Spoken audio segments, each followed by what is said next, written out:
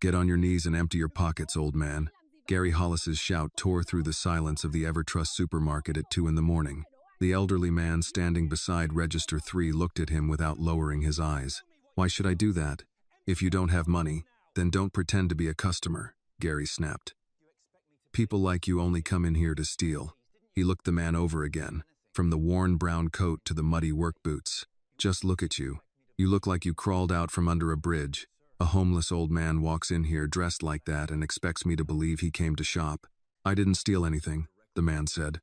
His voice was rough, but his eyes held none of the panic. Gary, you heard me, Gary said, moving closer. Get on your knees and take everything out of your pockets, or I'll let the police do it for you. The man did not kneel. He stood with his shoulders straight and his hands visible. I brought those items to the register, he said. I haven't left the store. Then, what do you call this? Gary snatched the carton of milk from the counter and slammed it down beside a loaf of bread. He turned toward the cashier. Melissa, where did you see him hiding this stuff? Melissa Grant had been chewing gum to keep herself awake. The moment Gary looked at her, she straightened and gave him an eager smile. I saw him wandering around the fresh food section for almost an hour, Mr. Hollis. He was probably waiting for a chance to stuff something into his coat. I've seen his kind before. From the stockroom entrance, Kyle Benson leaned out and laughed. Good catch, boss. Nighttime always brings out the rats. Make him empty every pocket. He might have coins or something else hidden in there. A few late-night shoppers had gathered nearby. No one stepped forward. The customers could see his temper rising, and none of them wanted it turned on them. You hear that? Gary leaned close to the older man. Kneel down and dump everything onto the floor. Don't make me use force. I told you I brought money. The man started reaching inside his coat. Keep your hands where I can see them, Gary shouted. Kyle, Melissa, hold him. The two employees rushed forward. Take your hands off him. Annie Carter stepped between them and the older man. He didn't steal anything. Gary's face darkened. Carter, what the hell are you doing? Get back to your inventory. Stop, Mr. Hollis. Annie's voice shook, but she did not move. Behind her, the man in the old coat watched quietly, remembering every word. You're accusing an innocent person.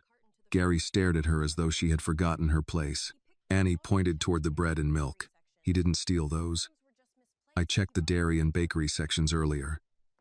Another customer carried that loaf and that carton over to the frozen food aisle, then left them there after changing her mind. I hadn't moved them back yet. He picked them up and brought them to the register. She took a breath.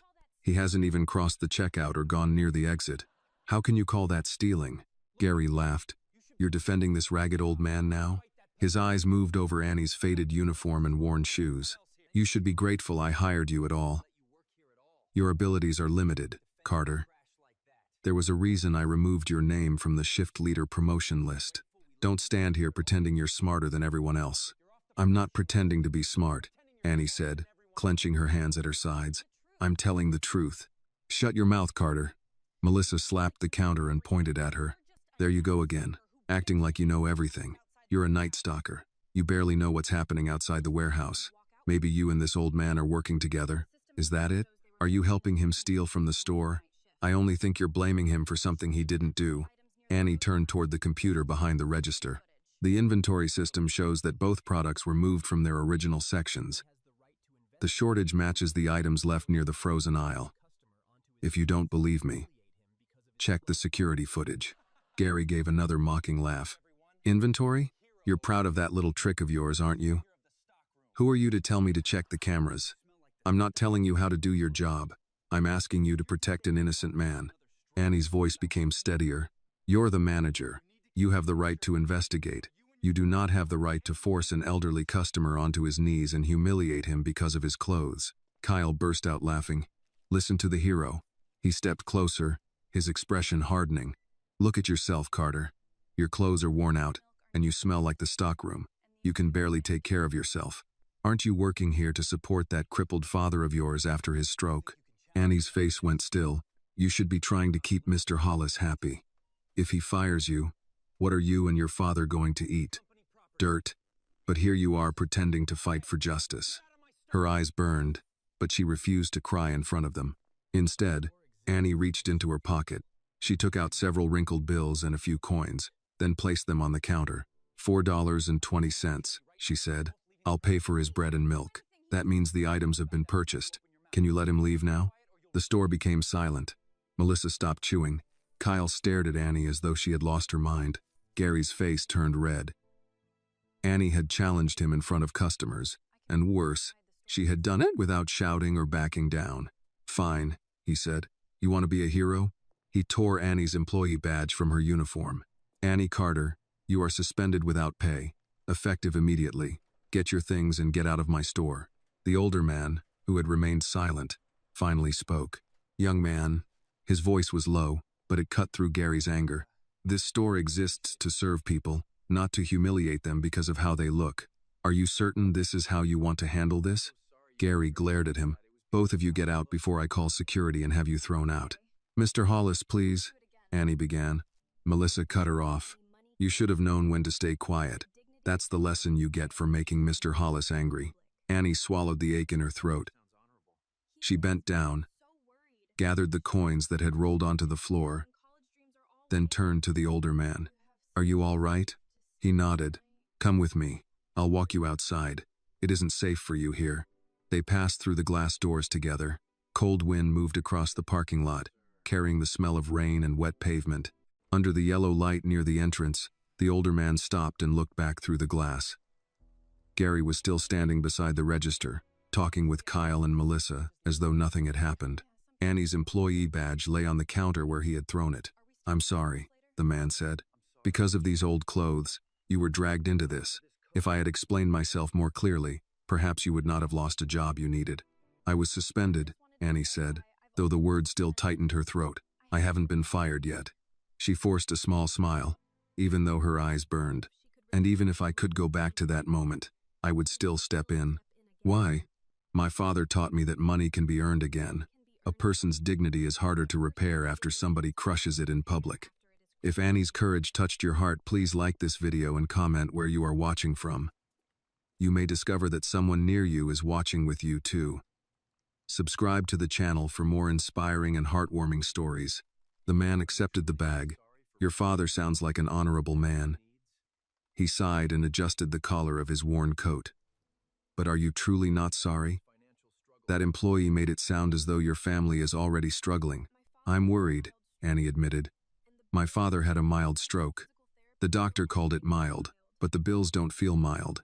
His medicine costs more every month, and physical therapy isn't cheap. I'm also trying to save enough to start college. She closed her fingers around the coins. But if I had stayed quiet just to protect my job, I wouldn't have been able to look my father in the eye. Then she lifted the loaf of bread and carton of milk toward him. Please take these. The rain's getting heavier. Find somewhere dry and eat something before it gets too late. I need to reach the bus stop before the last bus leaves. Do you have somewhere safe to stay? She asked. For the first time that night, the man seemed unsure how to answer. Not because he lacked one, but because the question carried no suspicion. Annie had paid for his food, lost her badge, and was still worried he might have nowhere to sleep. Yes, he said. I have somewhere to go. Good. He reached into his coat, then stopped when Annie tensed. I was only going to give you back the money. No, keep it. I told you I could pay, and I believe you now. But if I take it back, Gary could say the sale wasn't real and use that against you. The man glanced at the receipt inside the bag. You think ahead. I work inventory. You learn to think about what people will blame on you later. There was no bitterness in her tone, only experience. That disturbed him more. What is your name? Annie. Annie Carter? Her eyes narrowed. I never told you my last name. The man looked toward the front windows. Her name had been printed on her badge before Gary tore it away, and he had shouted it several times during the confrontation. I heard your manager say it. Oh, she relaxed, though not completely. And you are? He hesitated for less than a second. Richard. No title, no last name. Take care of yourself, Richard. She started toward the sidewalk leading to the bus stop. Annie. She turned. Dignity and justice, he said quietly. Those are rare things in a world where people often care only about what they can gain. He paused. You have a courageous heart, Annie Carter. Believe me, the world will not remain unfair to you forever. One day, the people who look down on you tonight may have to raise their heads to see how far you have gone. Thank you, Annie was slightly surprised.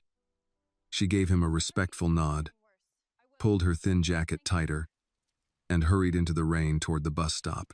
Richard stood beneath the yellow light and watched her disappear into the darkness. The moment her small figure vanished beyond the far edge of the parking lot, his posture changed.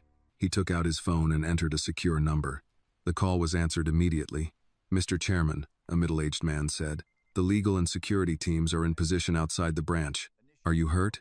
"I'm fine, David." Richard Whitmore looked up at the glowing EverTrust sign. His voice had lost every trace of the tiredness Annie had heard inside the store. "Deactivate my anonymous inspection status. Connect me directly to the head of corporate human resources." "Yes, sir." "What happened inside?" The discrimination complaints sent to headquarters were true. Richard's gaze remained fixed on the store windows. "Worse than true. This branch has been allowed to rot from the inside." David's voice sharpened. "Do you want the security team to enter?" "Not yet. Preserve everything first. Camera feeds, backup footage, register records, employee schedules, internal complaints, promotion files, disciplinary reports, and every change made to the system tonight." "Understood." Gary Hollis attempted to humiliate a customer based on appearance. He refused to review the evidence, threatened physical force, and suspended an employee for telling the truth. Richard's hand tightened around the grocery bag.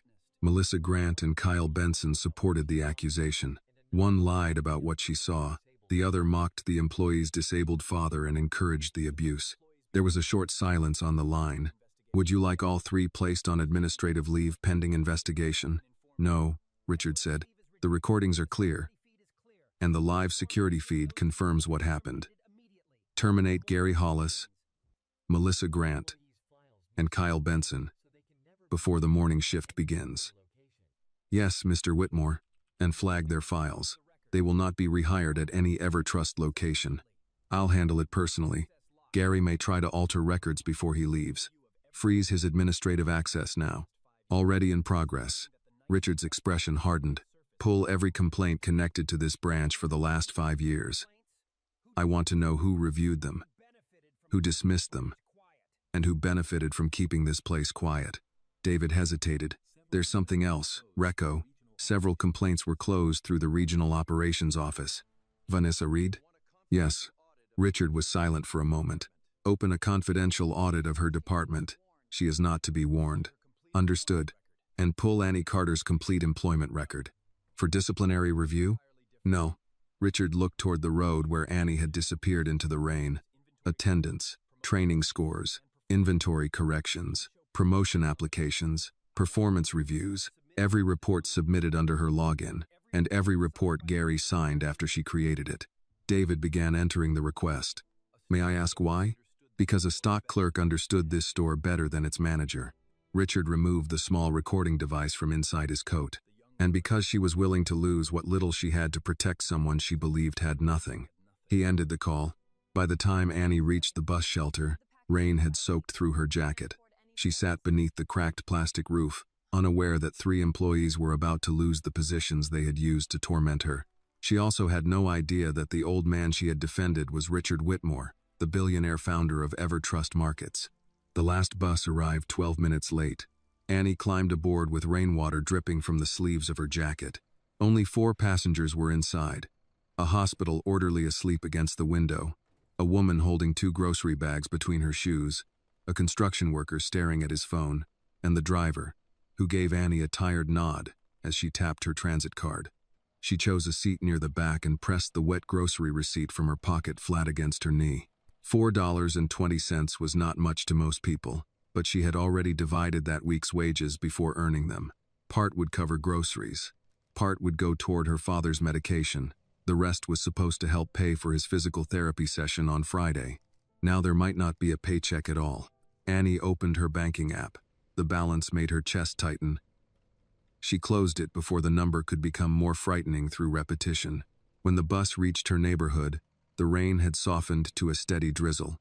She walked 3 blocks to the small brick house she shared with her father. The porch light was on. Through the living room window, she could see Thomas Carter asleep in his recliner with a blanket over his legs.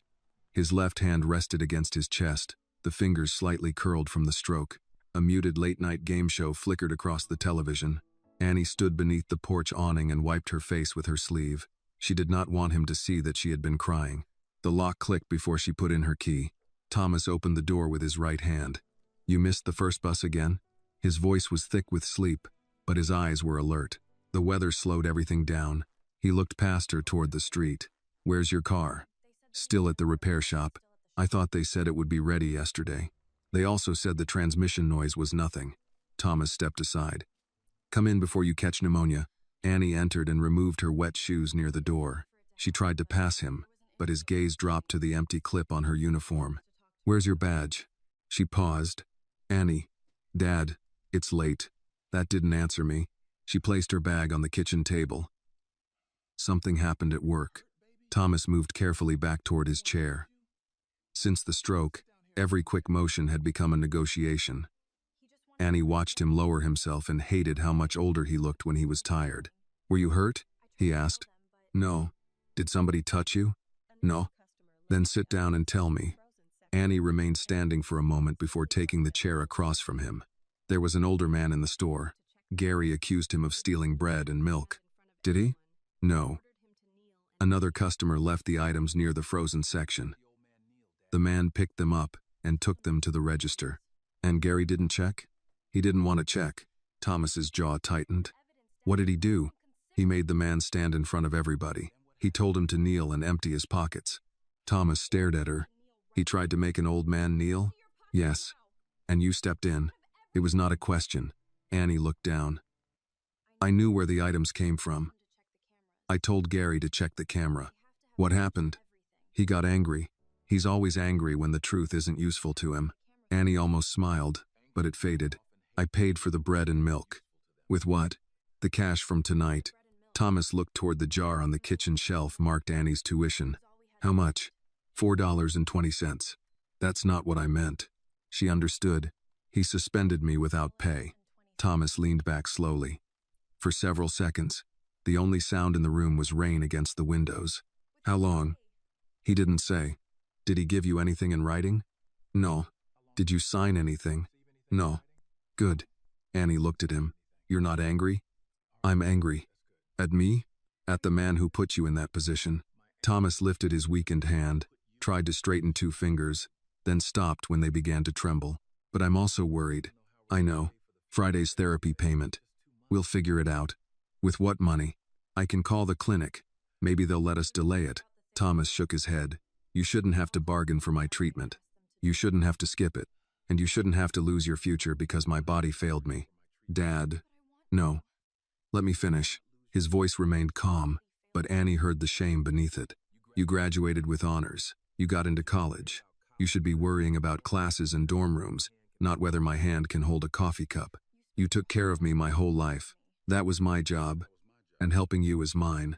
Thomas looked at her for a long moment. "Did you do the right thing tonight?" Annie blinked. "I think so. That wasn't what I asked." She drew a breath. "Yes."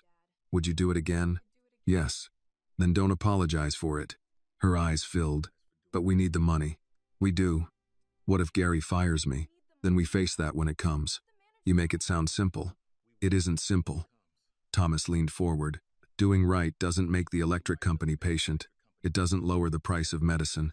Justice doesn't always arrive before the bill is due." Annie wiped at one eye. "Then what am I supposed to do?" "Remember why you stood up, and be smarter tomorrow than you were tonight." She frowned. "What does that mean?"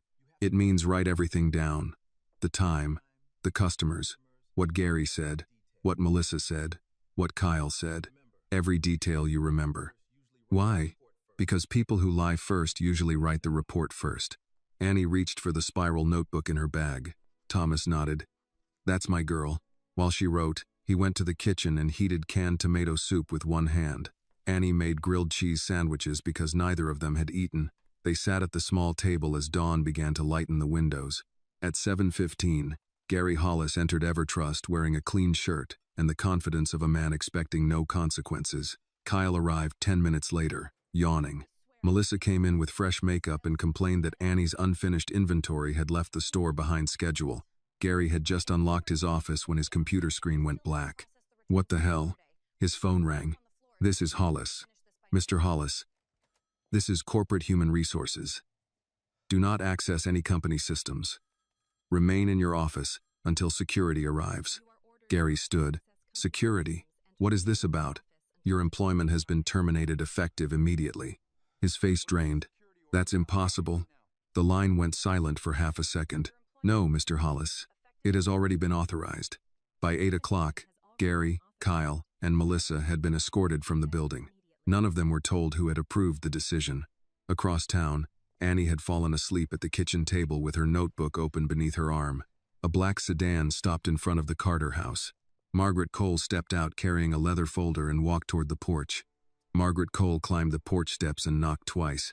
Thomas opened the door before Annie woke.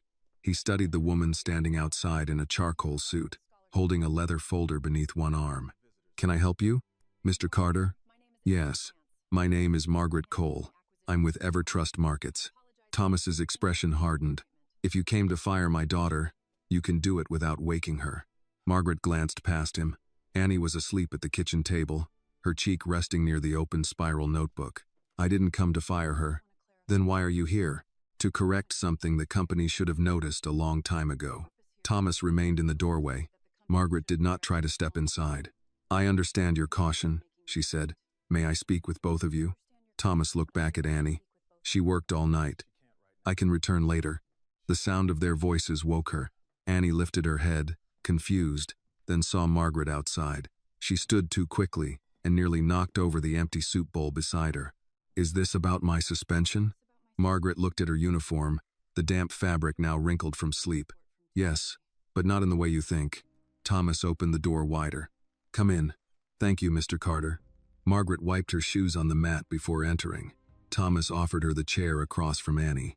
Would you like coffee? He asked. If you're having some. Thomas moved toward the kitchen. Annie started to help, but he raised a hand. I can pour coffee.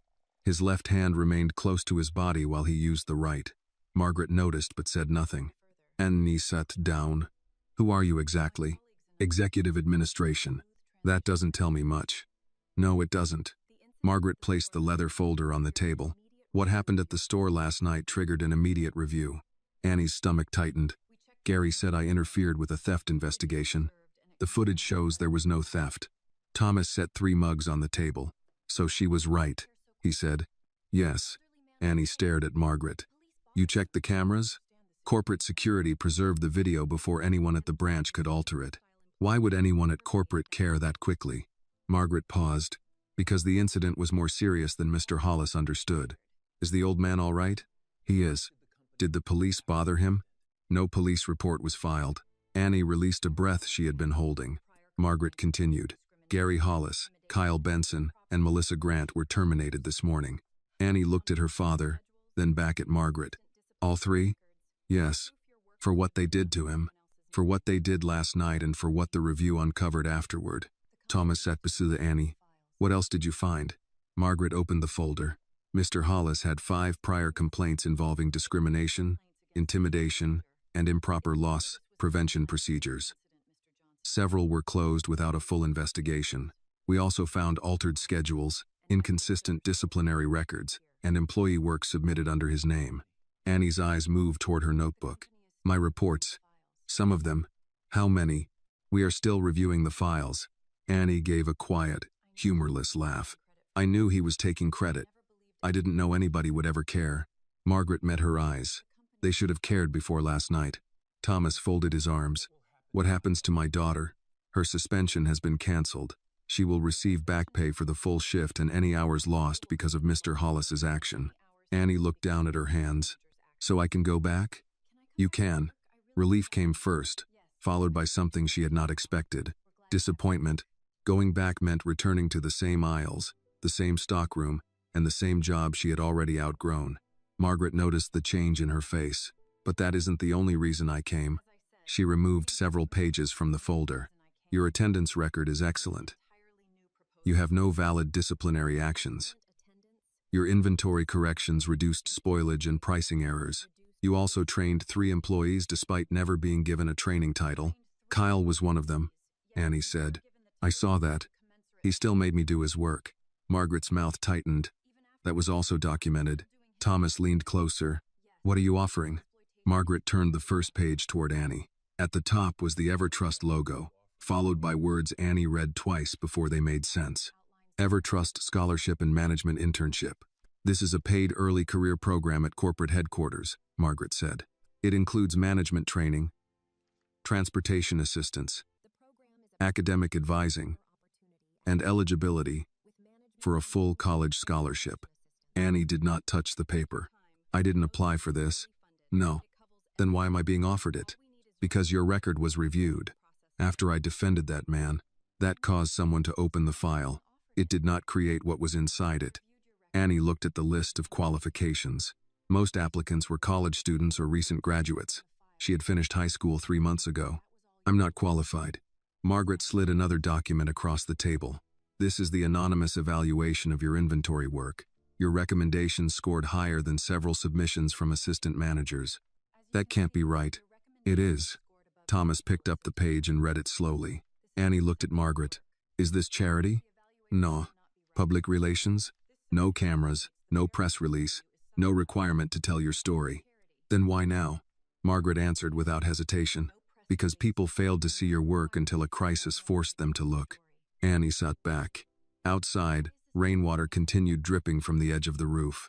A school bus passed at the end of the street, carrying students only a few months younger than she was. Thomas tapped the scholarship page with one finger. What happens if she says no? She may return to her former position with back pay and a corrected personnel file. And if she says yes? She reports to headquarters Monday morning. Annie looked at him. Dad, Monday is your therapy appointment. I can reschedule. You shouldn't have to.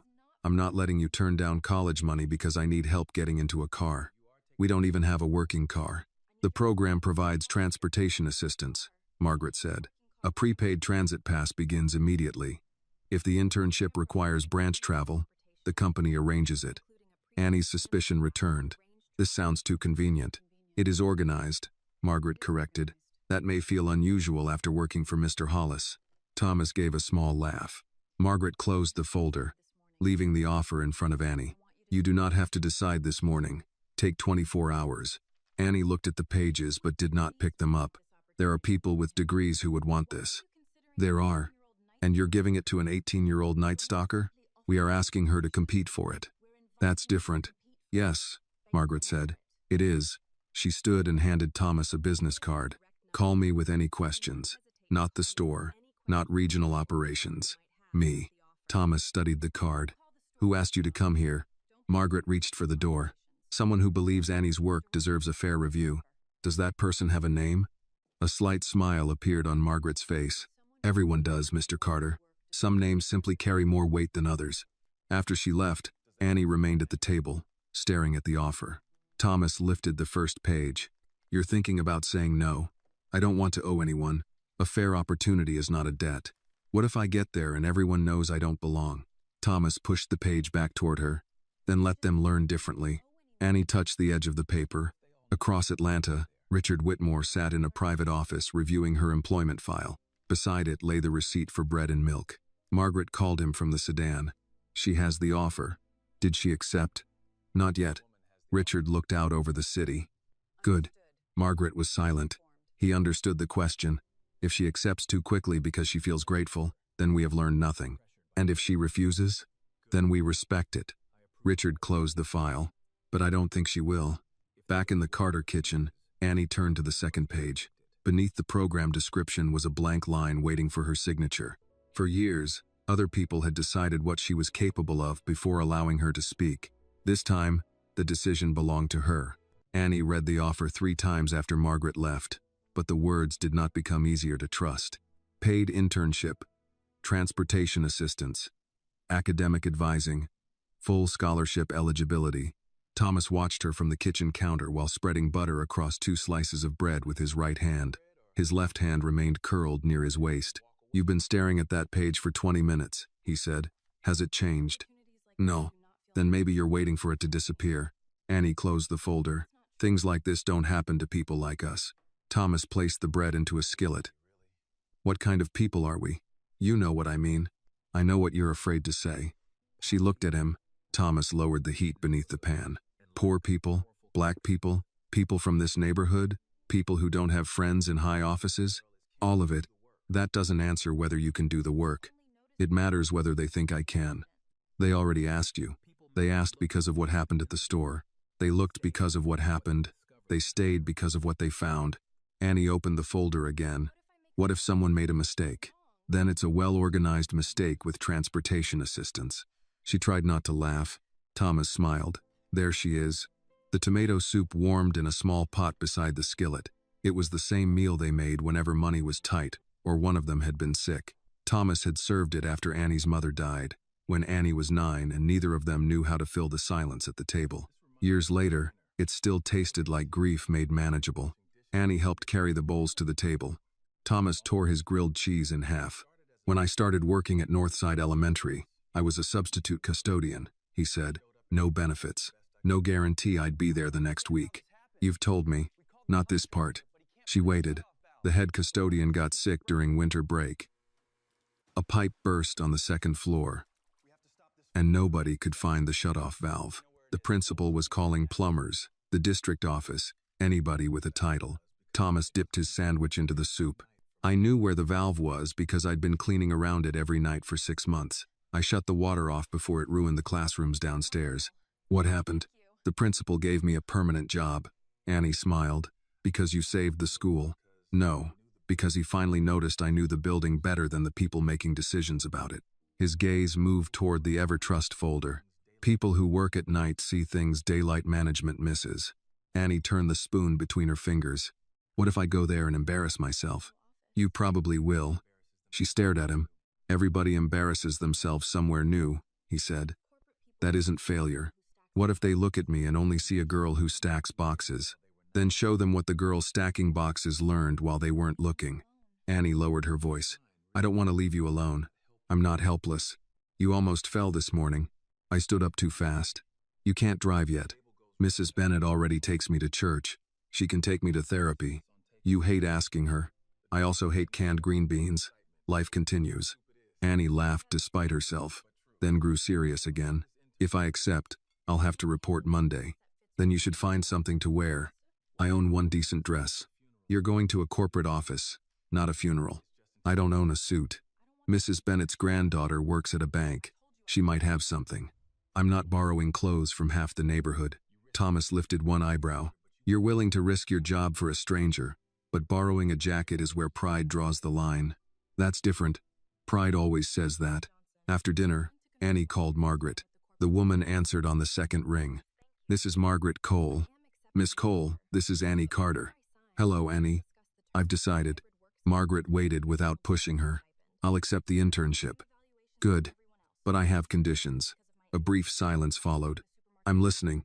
I want the same evaluations as everyone else. I don't want easier assignments because I'm younger, and I don't want anyone using what happened at the store in advertising. That has already been placed in writing, and if I don't qualify for the scholarship, I want someone to tell me honestly. You will be evaluated honestly. Annie took a breath. Then I'll be there Monday. I'll send the schedule tonight. Your transit card will arrive tomorrow morning. Thank you. Don't thank me yet. The program will be difficult. That's actually the first thing anybody has said about it that makes me trust it. Margaret laughed softly. Monday at 8. Arrive 15 minutes early. I will. When the call ended, Thomas extended his right hand across the table. Congratulations. Annie shook it. I haven't won anything. No, you chose something. The next 2 days passed quickly. Mrs. Bennett arrived with 3 garment bags and refused to leave until Annie tried everything on. The best option was a navy suit belonging to her granddaughter. The sleeves were slightly long, but the jacket fit well enough after Thomas folded the cuffs inward and pressed them with an old iron. On Monday morning, Annie woke before sunrise. She braided her hair, packed a turkey sandwich and an apple, then checked the folder twice. Thomas stood in the hallway wearing his robe. You have your notebook? She held up the worn spiral pad. Transit card? In my pocket. Phone charged? Yes. Lunch? Yes, Dad. He nodded toward her shoes. Those comfortable? No. Then you look professional. Annie hugged him carefully. At the bus stop, she watched workers in hospital scrubs, construction vests, and restaurant uniforms begin their morning. For the first time in months, she was not traveling home from a night shift. She was moving towards something she could not yet name, EverTrust headquarters rose above downtown Atlanta in glass and steel. Annie stopped across the street and looked up at the company name near the top of the building. At the supermarket, she had known every aisle, every code, and every person who could make her life harder. Here, she knew nothing. She crossed the street anyway. Inside the lobby, a security officer looked at her borrowed suit, her old shoes, and the spiral notebook held against her chest. "Deliveries use the entrance around back," he said. Annie tightened her grip on the folder. "I'm not making a delivery. I'm here for the management internship." The officer looked at her again, then checked the screen in front of him twice. For years, Annie had wondered what it would feel like to walk through a door meant for people with a future. She had not expected someone to question whether she belonged before she reached the elevator. The security officer looked at Annie for a third time, then lowered his eyes to the screen. "Spell your last name." "Carter, C-A-R-T-E-R. He typed slowly. "First name?" "Annie." "I heard you." Annie kept her face still. Behind her, two men in tailored suits passed through the turnstiles without being stopped. One of them nodded at the officer, who returned the greeting immediately. The officer frowned at his monitor. "You're 18? "Yes. This says management internship.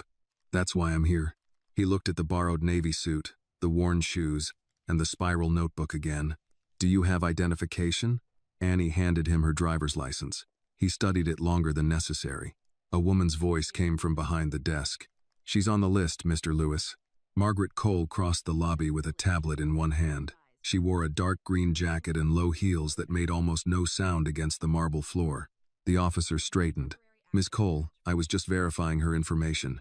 "I can see that." Margaret handed Annie's license back to her. "Good morning, Annie." "Good morning. You're early." "My father said 15 minutes early means on time." "Your father is correct." Margaret turned to the officer. "Please issue Miss Carter her access badge." He printed a temporary card without another question. As they walked toward the elevators, Annie glanced back. "You didn't have to come down." "Yes, I did. I could have handled it." "I know. Then why did you step in?" Margaret pressed the elevator button. "Because there is a difference between allowing someone to handle a problem and allowing a problem to become their first lesson about a company." The doors opened. Inside, Annie saw her reflection in the mirrored wall. The borrowed sleeves were a little too long, just as she had feared. Margaret noticed her adjusting one cuff. "It fits well enough." "It isn't mine. Most people wear borrowed confidence their first week." Annie looked at her. Margaret smiled. "Some simply have more expensive jackets." The elevator rose past floors marked finance, legal affairs, distribution strategy, and executive operations. Annie read each name as if there might be a test later. "What floor are we going to?" 22. "Training and leadership development." "That sounds high." "It is only a floor. That's easy to say when you work here." Margaret considered that. "Fair." The doors opened onto a bright reception area with glass walls and a view of downtown Atlanta. Employees moved past carrying coffee, phones, and laptops. Nobody smelled like cardboard, freezer, air, or cleaning solution. Annie suddenly became aware that her shoes made a faint squeak. Margaret led her into a conference room where 11 other interns were already seated. A young man in a gray suit was describing a summer in London. A blonde woman beside him laughed as if she had heard the story before. Another man with a leather portfolio was talking about his MBA program. The room quieted briefly when Annie entered. Margaret introduced her to the program director, Harold Lane, a thin man in his early 60s with reading glasses resting low on his nose. "Mr. Lane, this is Annie Carter." Harold shook her hand. "Welcome to EverTrust headquarters." "Thank you, sir." "You can call me Harold." Annie nodded. "Yes, sir." He smiled. "We'll work on that." Margaret left after telling Annie where to find her office. Annie chose an empty seat near the end of the table. The young man in the gray suit leaned over. "Blake Harrison." "Annie Carter." "What school?" "I graduated from Carver High in June." He waited as though she had not finished. "And college?" "I'm starting next year." Blake's eyebrows rose. "You're not in college yet?" "No." Across the table, the blonde woman looked up from her phone. "I thought this was a graduate track internship." Harold heard her. "It includes several tracks, Sophie." "I was only asking." A man seated beside her closed his leather portfolio. "Nathan Pierce," he said to Annie. "Georgia Tech MBA. Nice to meet you. What department were you in before this?" Store operations. Assistant management. Overnight stock and inventory. The silence that followed was short, but Annie felt it. Blake leaned back. That's a big jump. It is. Good for you. The words sounded supportive, but his tone made them feel like a question. Harold began orientation. Each intern received a tablet, a project binder, and a schedule. Annie kept her spiral notebook beside the tablet. Sophie glanced at it. You know everything's digital, right? Yes. Then why carry that? I remember better when I write things down. Nathan smiled. Old school. My father would like that. The morning session covered corporate structure, market regions, labor costs, and distribution networks. Annie listened without speaking until Harold displayed a sample inventory problem. A branch sells 1,200 units of a refrigerated product each week, he said. Sales are expected to increase by 15%. How many units should the branch order? Several hands went up. 1,380, Blake said. Correct, Harold replied. Annie raised her hand. Harold nodded. Yes? That's only correct if spoilage, lead time, and shelf capacity stay the same. The room turned toward her. Harold looked at the slide. Go on. If the product is refrigerated, the branch can't order based only on demand. You'd need the expiration window, delivery frequency, and current waste rate. Otherwise, the store could increase sales and still lose money. Nathan crossed his arms. The question was basic forecasting. I know. So you complicated it. I made it closer to what happens in a store. Harold removed his glasses. What would you check first? Weekly spoilage by delivery day. If waste rises before the next shipment, the order schedule may be wrong. Not the quantity. Harold nodded once. That is the answer I wanted but did not expect. Blake looked at Annie's notebook. You learned that stocking shelves? I learned it watching managers order too much, then blame the night crew when food expired. A few people laughed. Annie did not. At lunch, the group headed to the corporate cafeteria. Annie studied the menu board and quietly stepped aside. The least expensive hot meal cost more than she usually spent on dinner for herself and Thomas. She took her paper bag to a small table near the windows and unwrapped a turkey sandwich. Sophie passed with a salad and sparkling water. You're not eating with us? I am eating. You know what I mean. I brought lunch. Sophie hesitated, then walked away. A few minutes later, an older black woman with silver hair approached carrying tomato soup and half a grilled cheese sandwich. Is this seat taken? No, ma'am. The woman sat across from her. You can call me Evelyn. I'm Annie. I know. Annie paused. Have we met? No. But people are already talking about the 18-year-old who corrected Harold Lane before lunch. I wasn't correcting him. What were you doing? Adding information. Evelyn smiled. That is the polite version of correcting someone. Annie lowered her sandwich. Do you work here? Sometimes. What department? The one that asks questions nobody enjoys answering. Annie decided the woman was joking, though her face suggested she rarely joked without a reason. Evelyn nodded toward the notebook. What do you write in there? Things I don't want people to change later. That is a useful habit. For a moment, they ate in silence. Then Evelyn asked, Do you believe you belong in this building? Annie looked through the glass at the city below. I know I can do the work. That was not my question. Annie thought about the security desk, Blake's raised eyebrows, Sophie's smile, and Nathan calling her experience basic. I'm still deciding whether the building knows I belong. Evelyn took another spoonful of soup. Buildings do not decide anything. People do, and people can be taught. After lunch, Harold gathered the interns and announced their first major assignment. Each of them would choose one operational problem affecting EverTrust and develop a solution for the board. Ideas appeared on the screen: customer loyalty, delivery technology, premium store expansion, automated checkout, and online marketing. Annie barely looked at them. At the bottom of a labor report, she saw one line printed in small type. Overnight employee turnover, 41%, nearly double the company average. She circled the number in her notebook. The supermarket had taught Annie how invisible a worker could become. Headquarters was about to teach her what happened when an invisible worker began asking visible questions. Annie stared at the figure until Harold called the room back to order. Choose carefully, he said. Your project should solve a problem the company can measure. We are not looking for speeches. We are looking for results. Blake raised his hand. Can we work with projected markets? Yes, if the data is available. I'm thinking about premium store expansion in North Georgia. Sophie chose customer loyalty among high-income families. Nathan announced that he would study automated checkout and labor reduction. Harold looked toward Annie. What about you? She turned her notebook so he could see the number she had circled.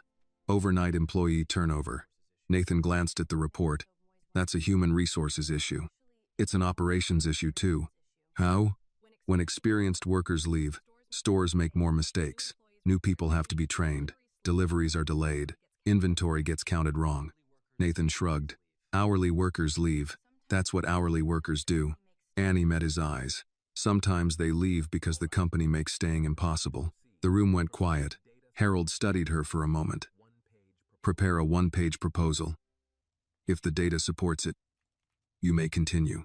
Annie spent the afternoon in the corporate research library. The company had years of reports, but most were organized by region, department, and profit level rather than by shift. She had to compare separate files to understand what happened after midnight. At 5:30, Margaret found her surrounded by printed charts. You know the building does not close when you leave. I'm almost done. You said that 40 minutes ago. Annie pointed at the screen. The turnover rate isn't the same everywhere. It's highest in stores where the overnight pay difference is less than $1. That sounds reasonable. There's more. Those stores also change schedules more often. Margaret pulled out the chair beside her. How often? Some employees get less than 2 days' notice. One store changed the same worker's schedule 6 times in 1 month. Can you prove that caused the resignations? Not yet. Then do not write that it did. Annie frowned. But it probably did. Probably is where people with power will attack you. Margaret pointed toward the charts. Write what the records prove, then ask the workers what the records cannot tell you. Annie nodded and crossed out a sentence. Margaret watched her make the correction. You do not have to finish the entire project tonight. I know. Do you? Annie glanced at the clock. My bus leaves in 20 minutes. That is not what I asked. Annie closed the laptop. Margaret walked with her toward the elevator. Has anyone explained how to request employee interviews? No. Ask Harold for formal access. Do not contact workers through private numbers. Why? Because someone may accuse you of pressuring them. I'm only trying to hear what happened. Intent will not protect you if the process is unclear. Annie thought of Gary changing reports and claiming credit. So I document everything. Everything important. The next morning, Harold approved interviews at 3 Atlanta area branches. Vanessa Reed's office had to authorize access because the stores fell under her region. 2 days passed without a response. Annie sent a polite follow-up. Another day passed. On Friday afternoon, an email arrived from Vanessa's assistant. Your request is under review. Regional operations recommends selecting a project with more reliable data. Annie read the sentence twice. Blake passed behind her desk. Problem? They don't want me interviewing night workers. Maybe they're busy. All 3 stores? He glanced at the email. Regional leadership doesn't stop a good project for no reason. Sometimes the reason is that they don't want the question asked. Blake gave her a careful look.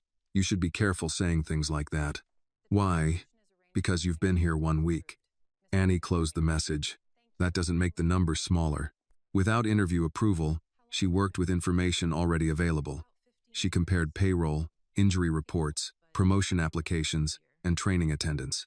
The pattern became clearer. Night workers had fewer opportunities to attend management courses because classes were held during the day. Many left work at 7 in the morning, rode buses home, cared for children or aging parents, then returned the same evening. At one branch, 10 overnight employees had applied for promotion in 2 years. None had been selected. At another, 3 black workers were listed as having withdrawn their applications. Annie found no explanation. She brought the figures to Harold. He leaned back in his chair. This is stronger than I expected, but not strong enough. Why do you say that? Because it tells me what happened, not why. Harold tapped one of the pages. You still need interviews. Regional operations won't approve them. He read Vanessa's email. Leave this with me. The approval came the following morning. Annie's first visit was to an EverTrust branch near the airport. Margaret arranged transportation with a company driver, though Annie insisted on meeting the night staff during their regular shift.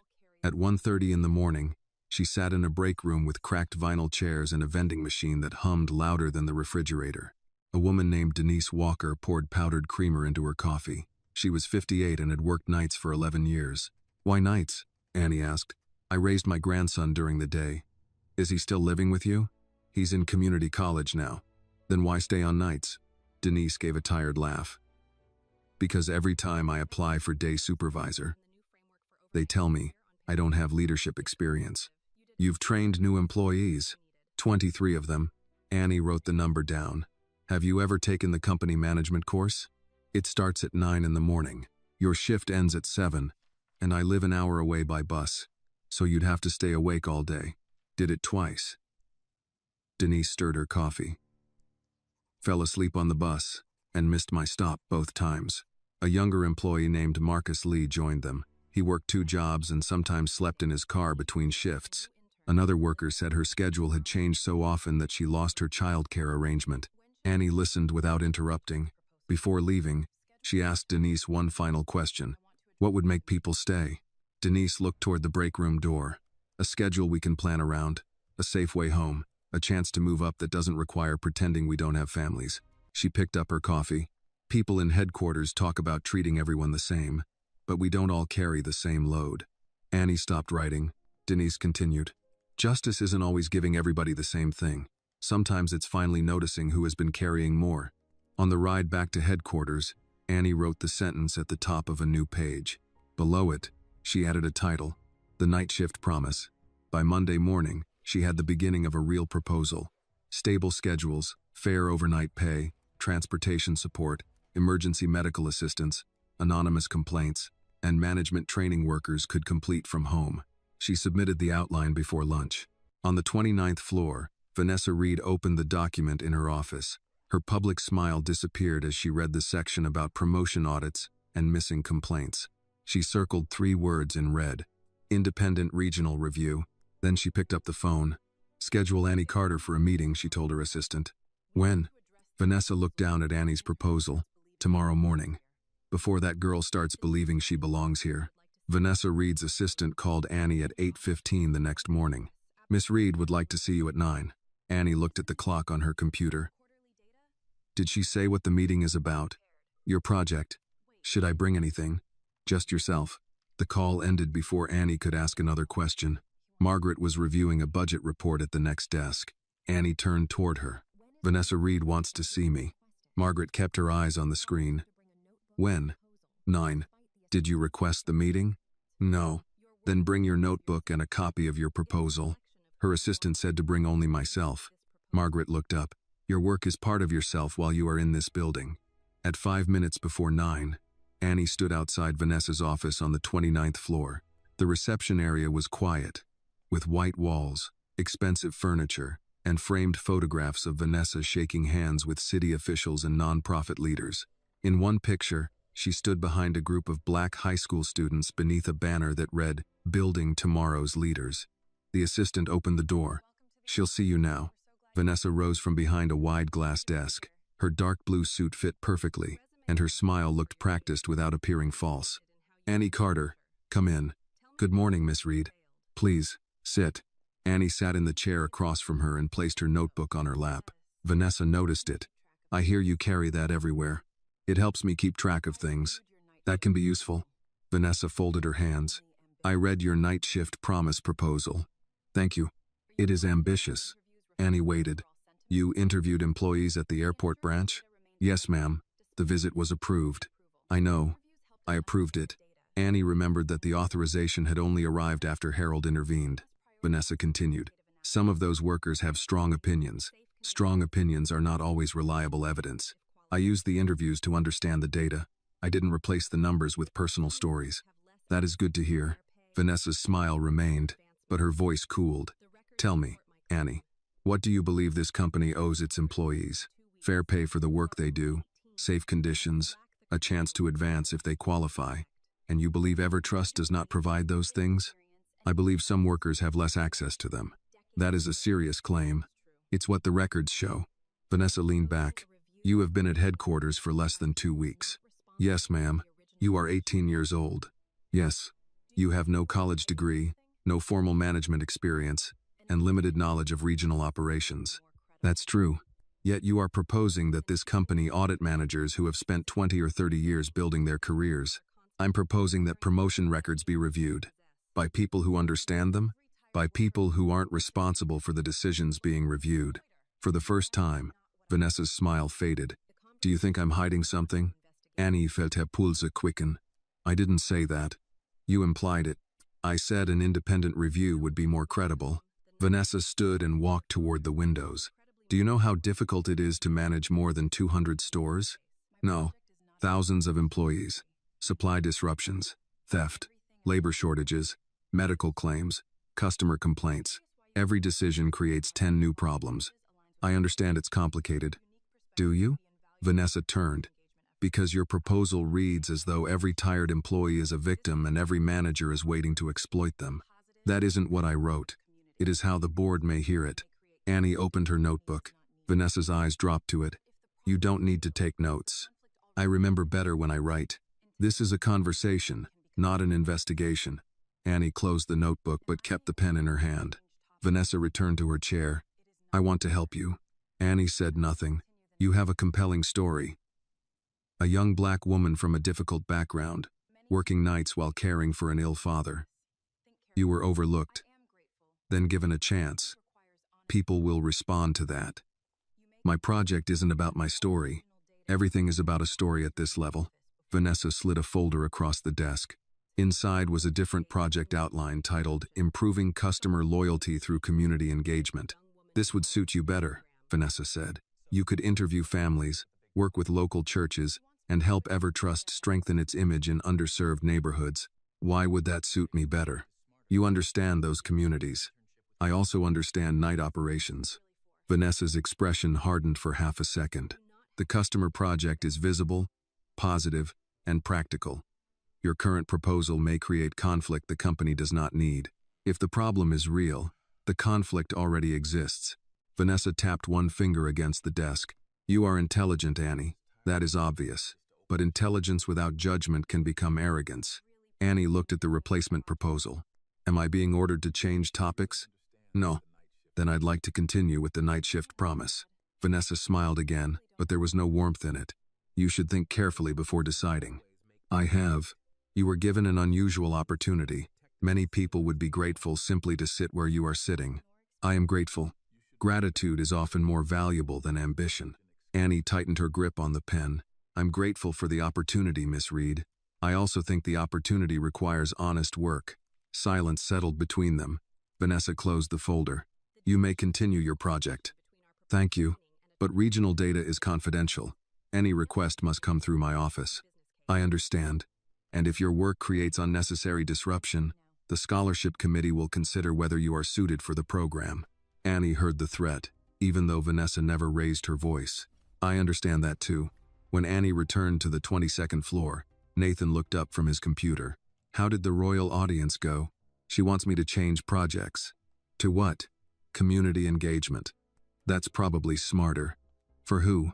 For you. Vanessa Reed could end this internship with one email. Sophie lowered her voice. You don't have to fight every battle, Annie. I'm not fighting every battle. It looks that way. Annie sat down and opened her data file. The words on the screen blurred for a moment. That evening, she found Thomas in the kitchen struggling with the rubber therapy band. His left hand slipped, and the band snapped against the table. Leave it, he muttered. Annie picked it up. You're tired. I'm tired of needing practice to open a jar. She sat across from him. Vanessa Reed wants me to change my project. Why? She says I don't understand the company. Do you? Not all of it. Does she understand the night shift? Annie thought about the polished office and the photographs on the wall. I don't know. Thomas held out his hand for the band. When I was young, older men told me age made them right. Sometimes it only meant they had protected the same mistake longer. So I should ignore experience? No. Respect experience. Question excuses. The next morning, Annie revised the night shift promise.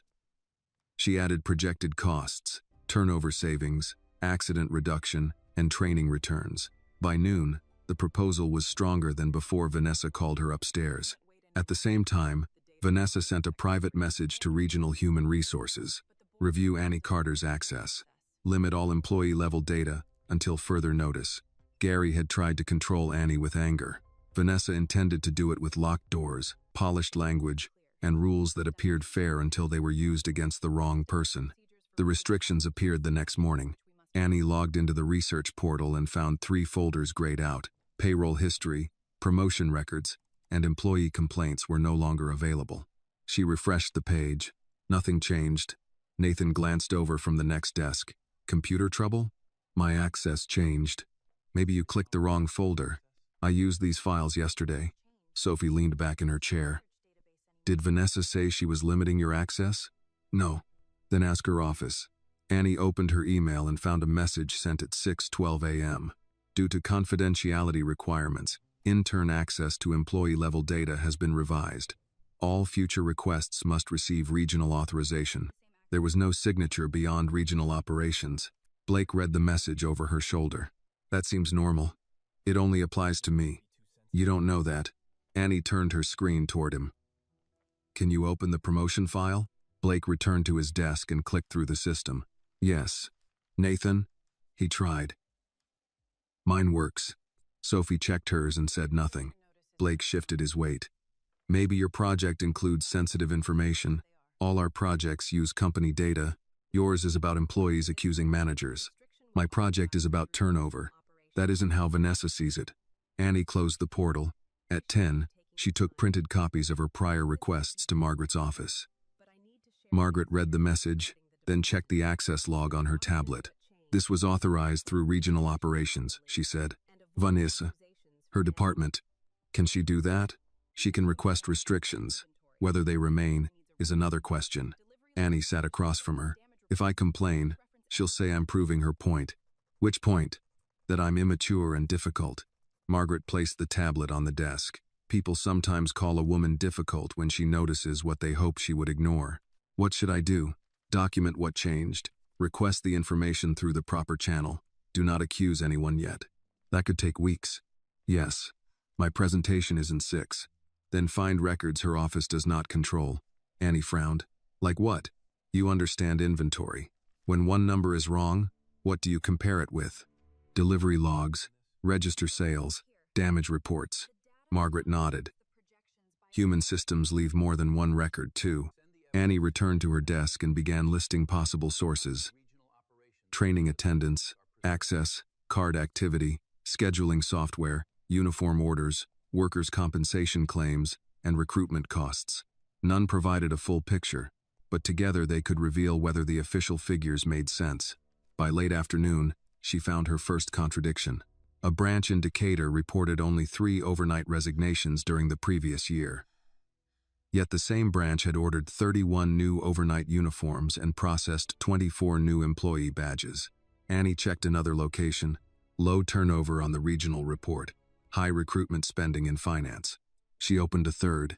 No overnight injuries listed, but 2 employees had medical leave coded through payroll. Someone had cleaned the summary without cleaning the systems beneath it. Still working? Harold stood beside her desk with his coat over one arm. I found something.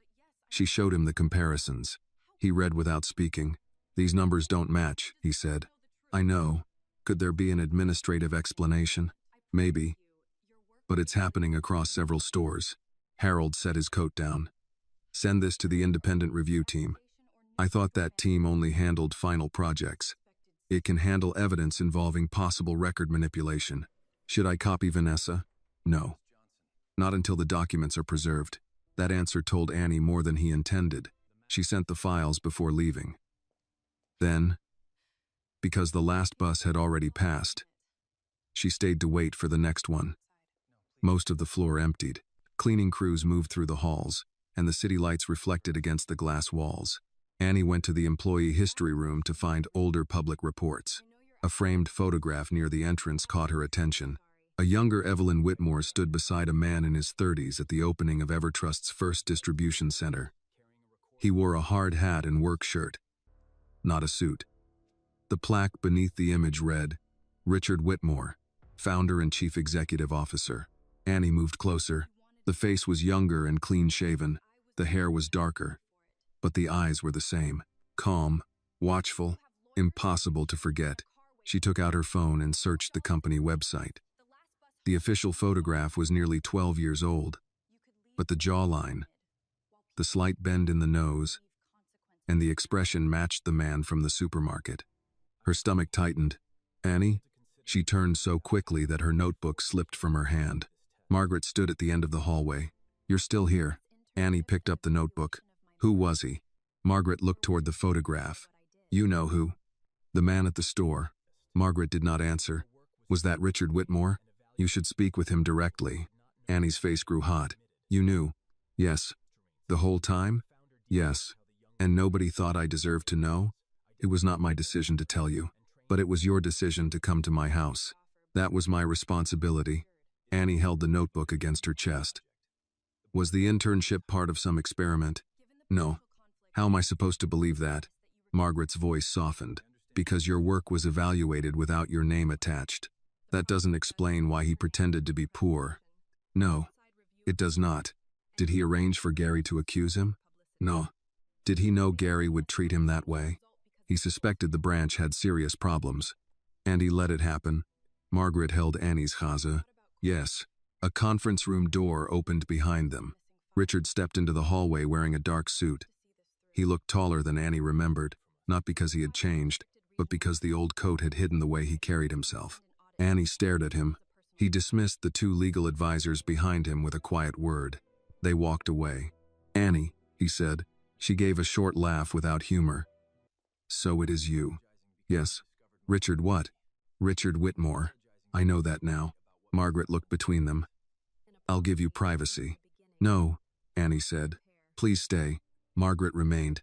Richard gestured toward the empty conference room. We should sit. I'm fine standing. He accepted that.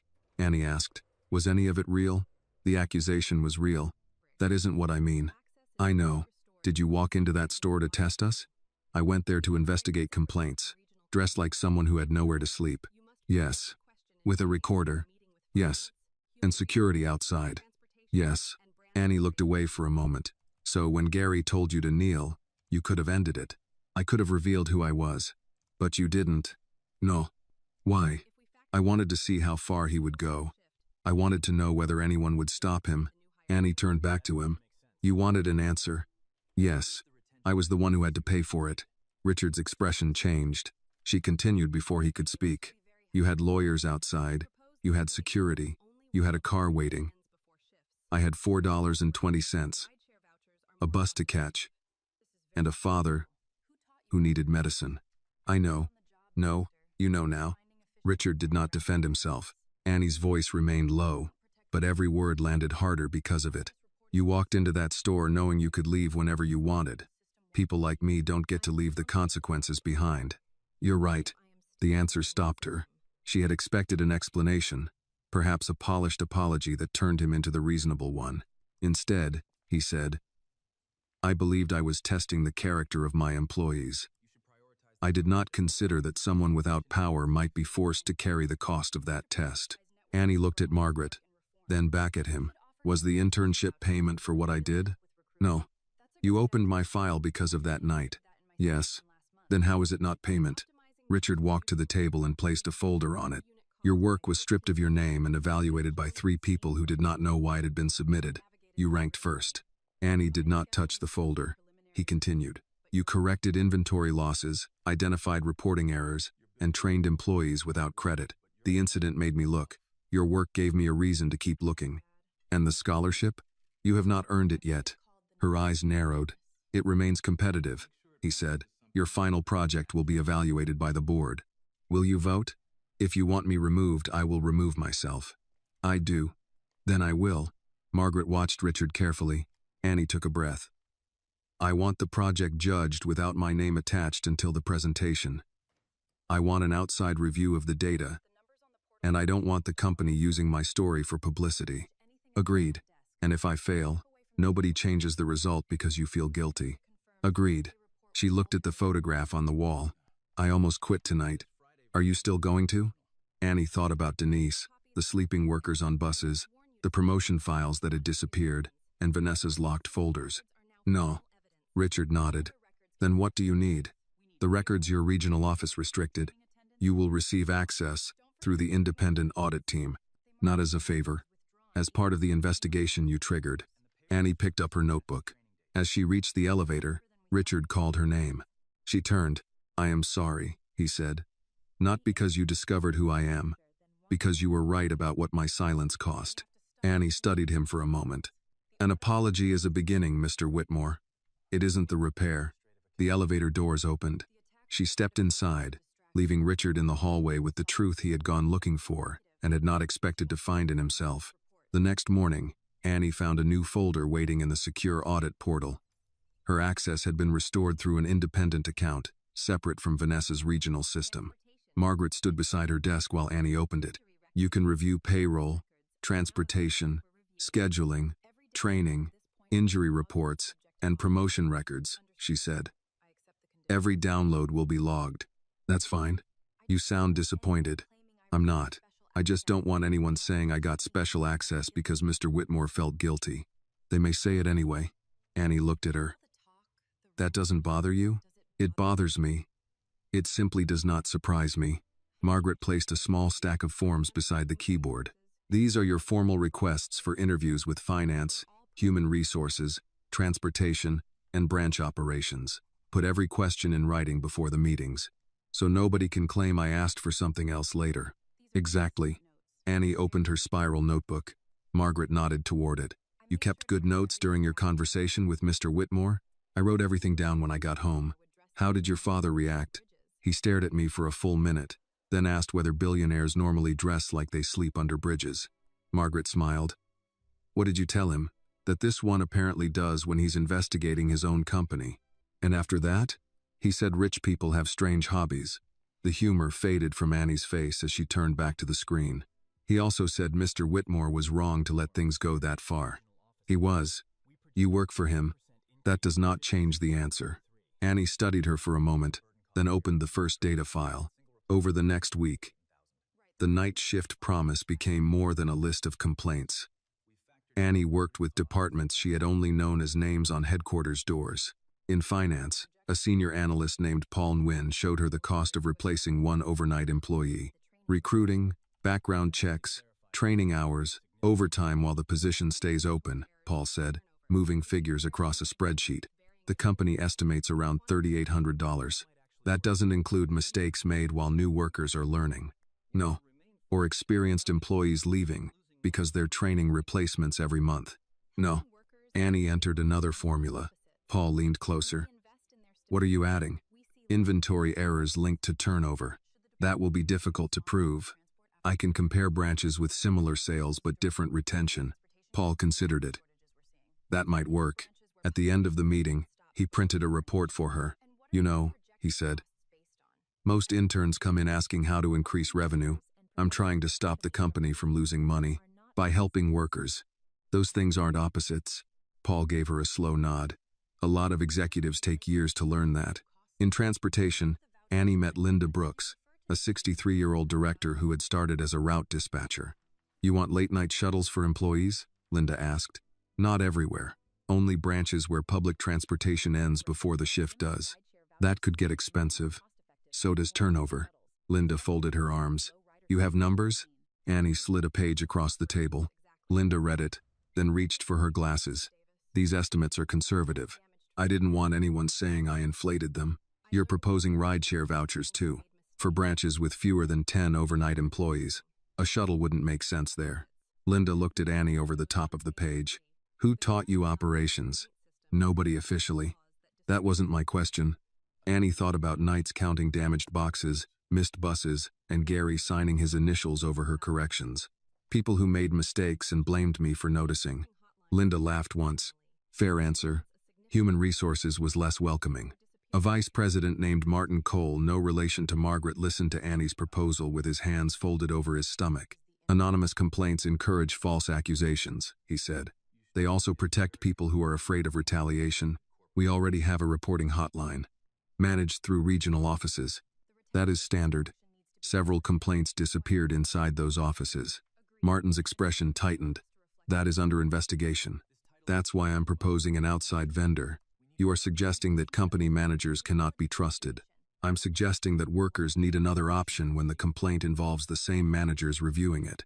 Martin turned toward Margaret, who had accompanied Annie as an observer. Is this the official position of Mr. Whitmore's office?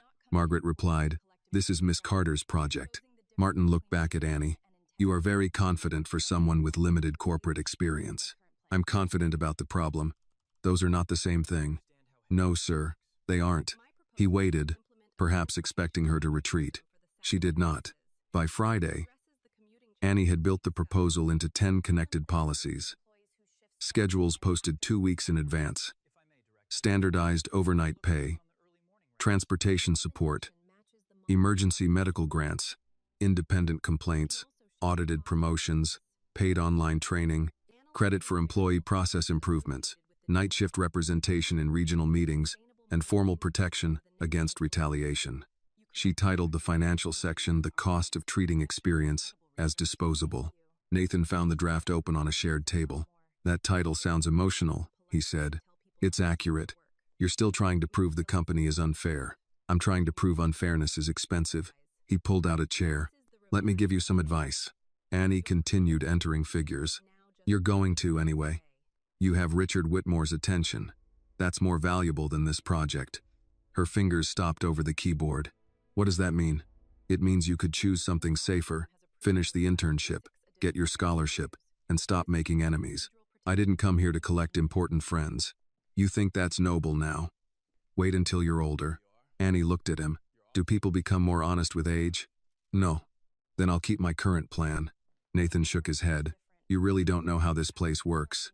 I know how the stores work. That seems to be what headquarters keeps forgetting. Across the room, Sophie sat silently with her laptop. Later that afternoon, during a group review, she raised her hand. What about transportation vouchers for smaller branches? She asked Harold. That would be cheaper than shuttles. Annie looked up. Harold nodded. That's practical. Sophie continued. The program could be limited to employees whose shifts begin or end after public transit hours. Annie waited until she finished. That matches the recommendation I submitted Tuesday, Annie said. I can share the cost model if the group wants to review it. The room went quiet. Sophie's cheeks colored. I didn't realize you had already included it. I emailed the draft to everyone. I haven't read the full document yet. That explains it. Annie's tone remained polite. Harold asked her to present the figures, and for the next 10 minutes she walked the group through the model without mentioning Sophie again. Afterward, Margaret found her near the elevators. You handled that well. I wanted to say more. I know. Would it have been wrong? Not necessarily, but you corrected the record without turning the meeting into a personal argument. Annie pressed the elevator button. Is that what leadership is? Finding a polite way to tell people not to steal your work? Sometimes. The doors opened, but before Annie stepped inside, Margaret handed her a revised project schedule. Your preliminary review is in 3 weeks. That soon? The board wants results, or Vanessa wants me to fail before I find more. Margaret did not answer. Annie looked down at the schedule. I need more interviews. You have approval for 6 additional branches. From Vanessa? From the independent audit team. That evening, Annie returned home after Thomas had finished dinner. He had left a plate of meatloaf, mashed potatoes, and green beans covered in foil. You're late, he said from the living room. I was working. You were always working before. You still came home by 8. This is different. How? Annie set her bag down. At the store, I knew when the shift ended. Thomas looked at the dark circles beneath her eyes. Sit down. I need to finish a report. Sit. She obeyed. He handed her the plate. You cannot build a program for tired workers while becoming one. I'm fine. That word has been lying to families for generations. Annie took a bite. Thomas watched until she swallowed. What are you calling the project? The Night Shift Promise. That's a big name. It's a big problem.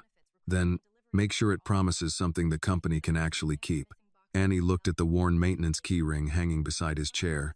I'm trying. Thomas nodded. That is all honest work ever starts with. The following Monday, Annie opened the shared data system and saw that several complaint totals had changed overnight. One branch that reported 18 cases on Friday now showed 6. Another had no complaints at all. She checked the modification history. The edits came from an administrative account inside regional operations. Annie reached for her notebook. Someone was no longer trying to slow down the night shift promise. Someone had started rewriting the evidence before she could finish it. Annie compared the altered complaint totals with the screenshots she had saved on Friday. 18 complaints had become 6. 11 had become 3. At a branch in Marietta, every overnight complaint from the previous year had disappeared. She checked the modification history again. Regional Operations Administrator. No employee name appeared. Annie picked up the phone and called Margaret. The numbers changed. What numbers? The complaint totals. Someone edited them over the weekend. Do you have the earlier versions? Screenshots, downloaded reports, and the email attachments from the audit account. Do not open any more files. Annie frowned. Why? If the system is being altered, we need to preserve your access history. Close the portal and wait for me.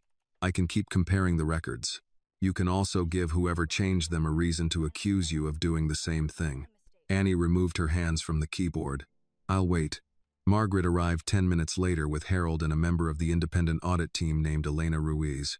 Elena was in her 40s, wore no jewelry except a wedding band, and spoke with the calm precision of someone accustomed to rooms where every word might later become evidence. Show me what you saw, Elena said. Annie opened only the documents stored outside the altered portal. She placed Friday's report beside Monday's version. Elena compared the timestamps. You downloaded this before the changes? Yes. Did anyone ask you to? No. Margaret told me to save versions of important documents. Margaret gave Annie a brief note. Elena examined the metadata. These are authentic copies. We'll take custody of them. Can you tell who changed the system? Not yet. The account belongs to Regional Operations. That tells us where the access came from, not who used it.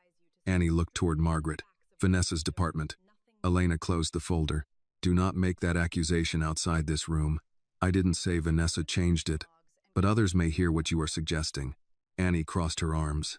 Someone changed records after my project started reviewing them. That is a fact, Elena said. Stay with facts. The phrase reminded Annie of her father's advice after the supermarket incident. People who lie first usually write the report first. What happens now? We secure the system logs and compare them with other records. What other records? Elena looked at Annie's charts. You tell me. You found the contradiction. Annie turned toward the whiteboard and began writing. Payroll.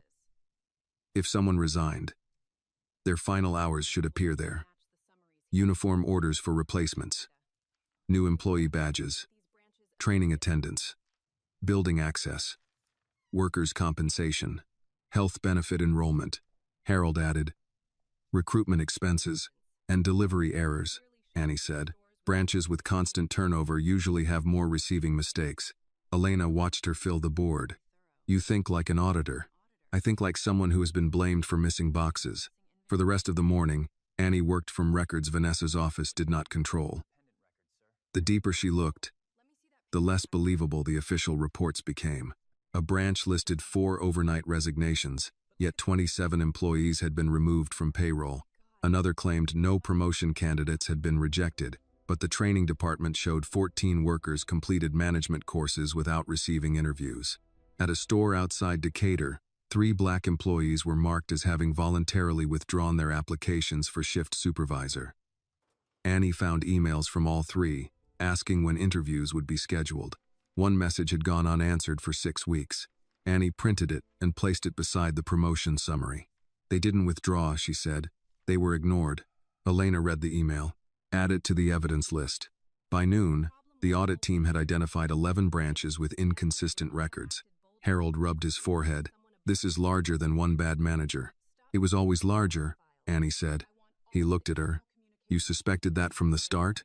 I knew Gary wasn't brave enough to act that way unless he believed somebody above him would protect him.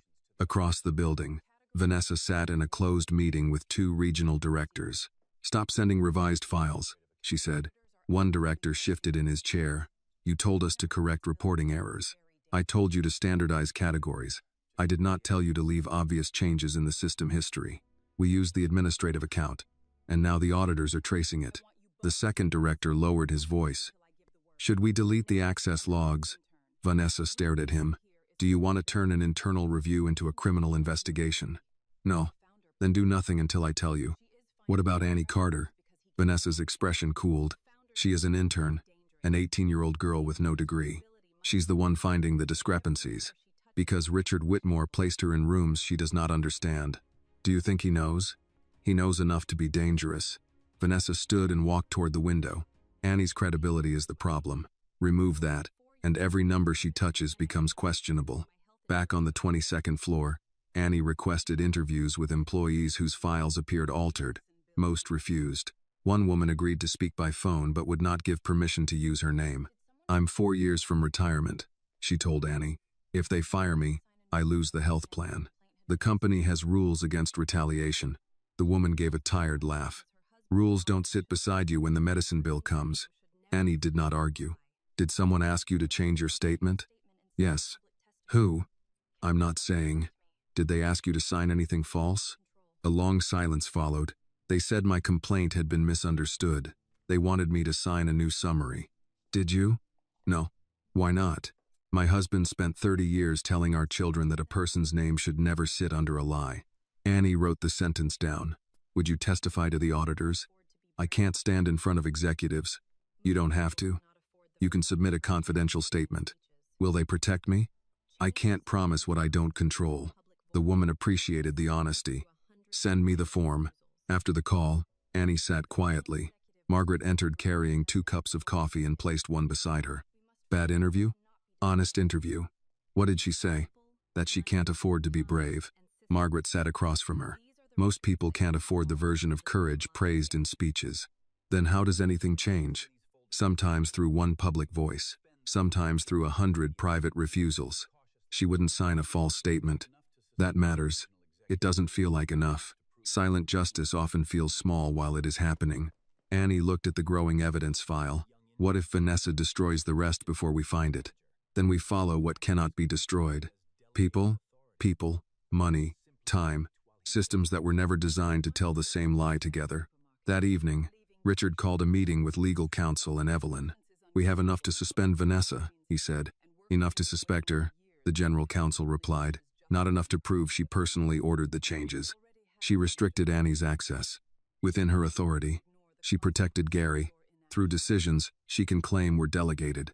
Richard pushed back from the table. "So we wait while she attacks another employee?" Evelyn spoke from the end of the room. "You waited in the supermarket." Richard looked at her. "That was different." "No, you believed patience would reveal the truth then. Now patience is uncomfortable because it restrains you. She may hurt Annie. She already has." Evelyn folded her hands. "Power makes people believe justice should move quickly once they are personally offended. Workers have been waiting for years." Richard's expression tightened. "What do you suggest?" "Protect the records. Protect the witnesses. Let Vanessa believe she still controls the story. And Annie? Do not turn that child into bait." "I would never." "You already let her pay for one of your tests." The room fell silent. Richard looked toward the evidence on the table. "Then we make sure she knows every risk." At the same moment, Vanessa opened Annie's personnel file and read the sections concerning Thomas Carter's illness, Annie's postponed college plans, and the special circumstances of her internship. Facts had failed to stop the night shift promise. Vanessa decided it was time to make the company question the girl presenting them.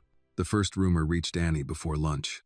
She was standing beside the printer, waiting for a financial report, when 2 employees entered the copy room and stopped talking. One of them looked at her, then quickly lowered her eyes.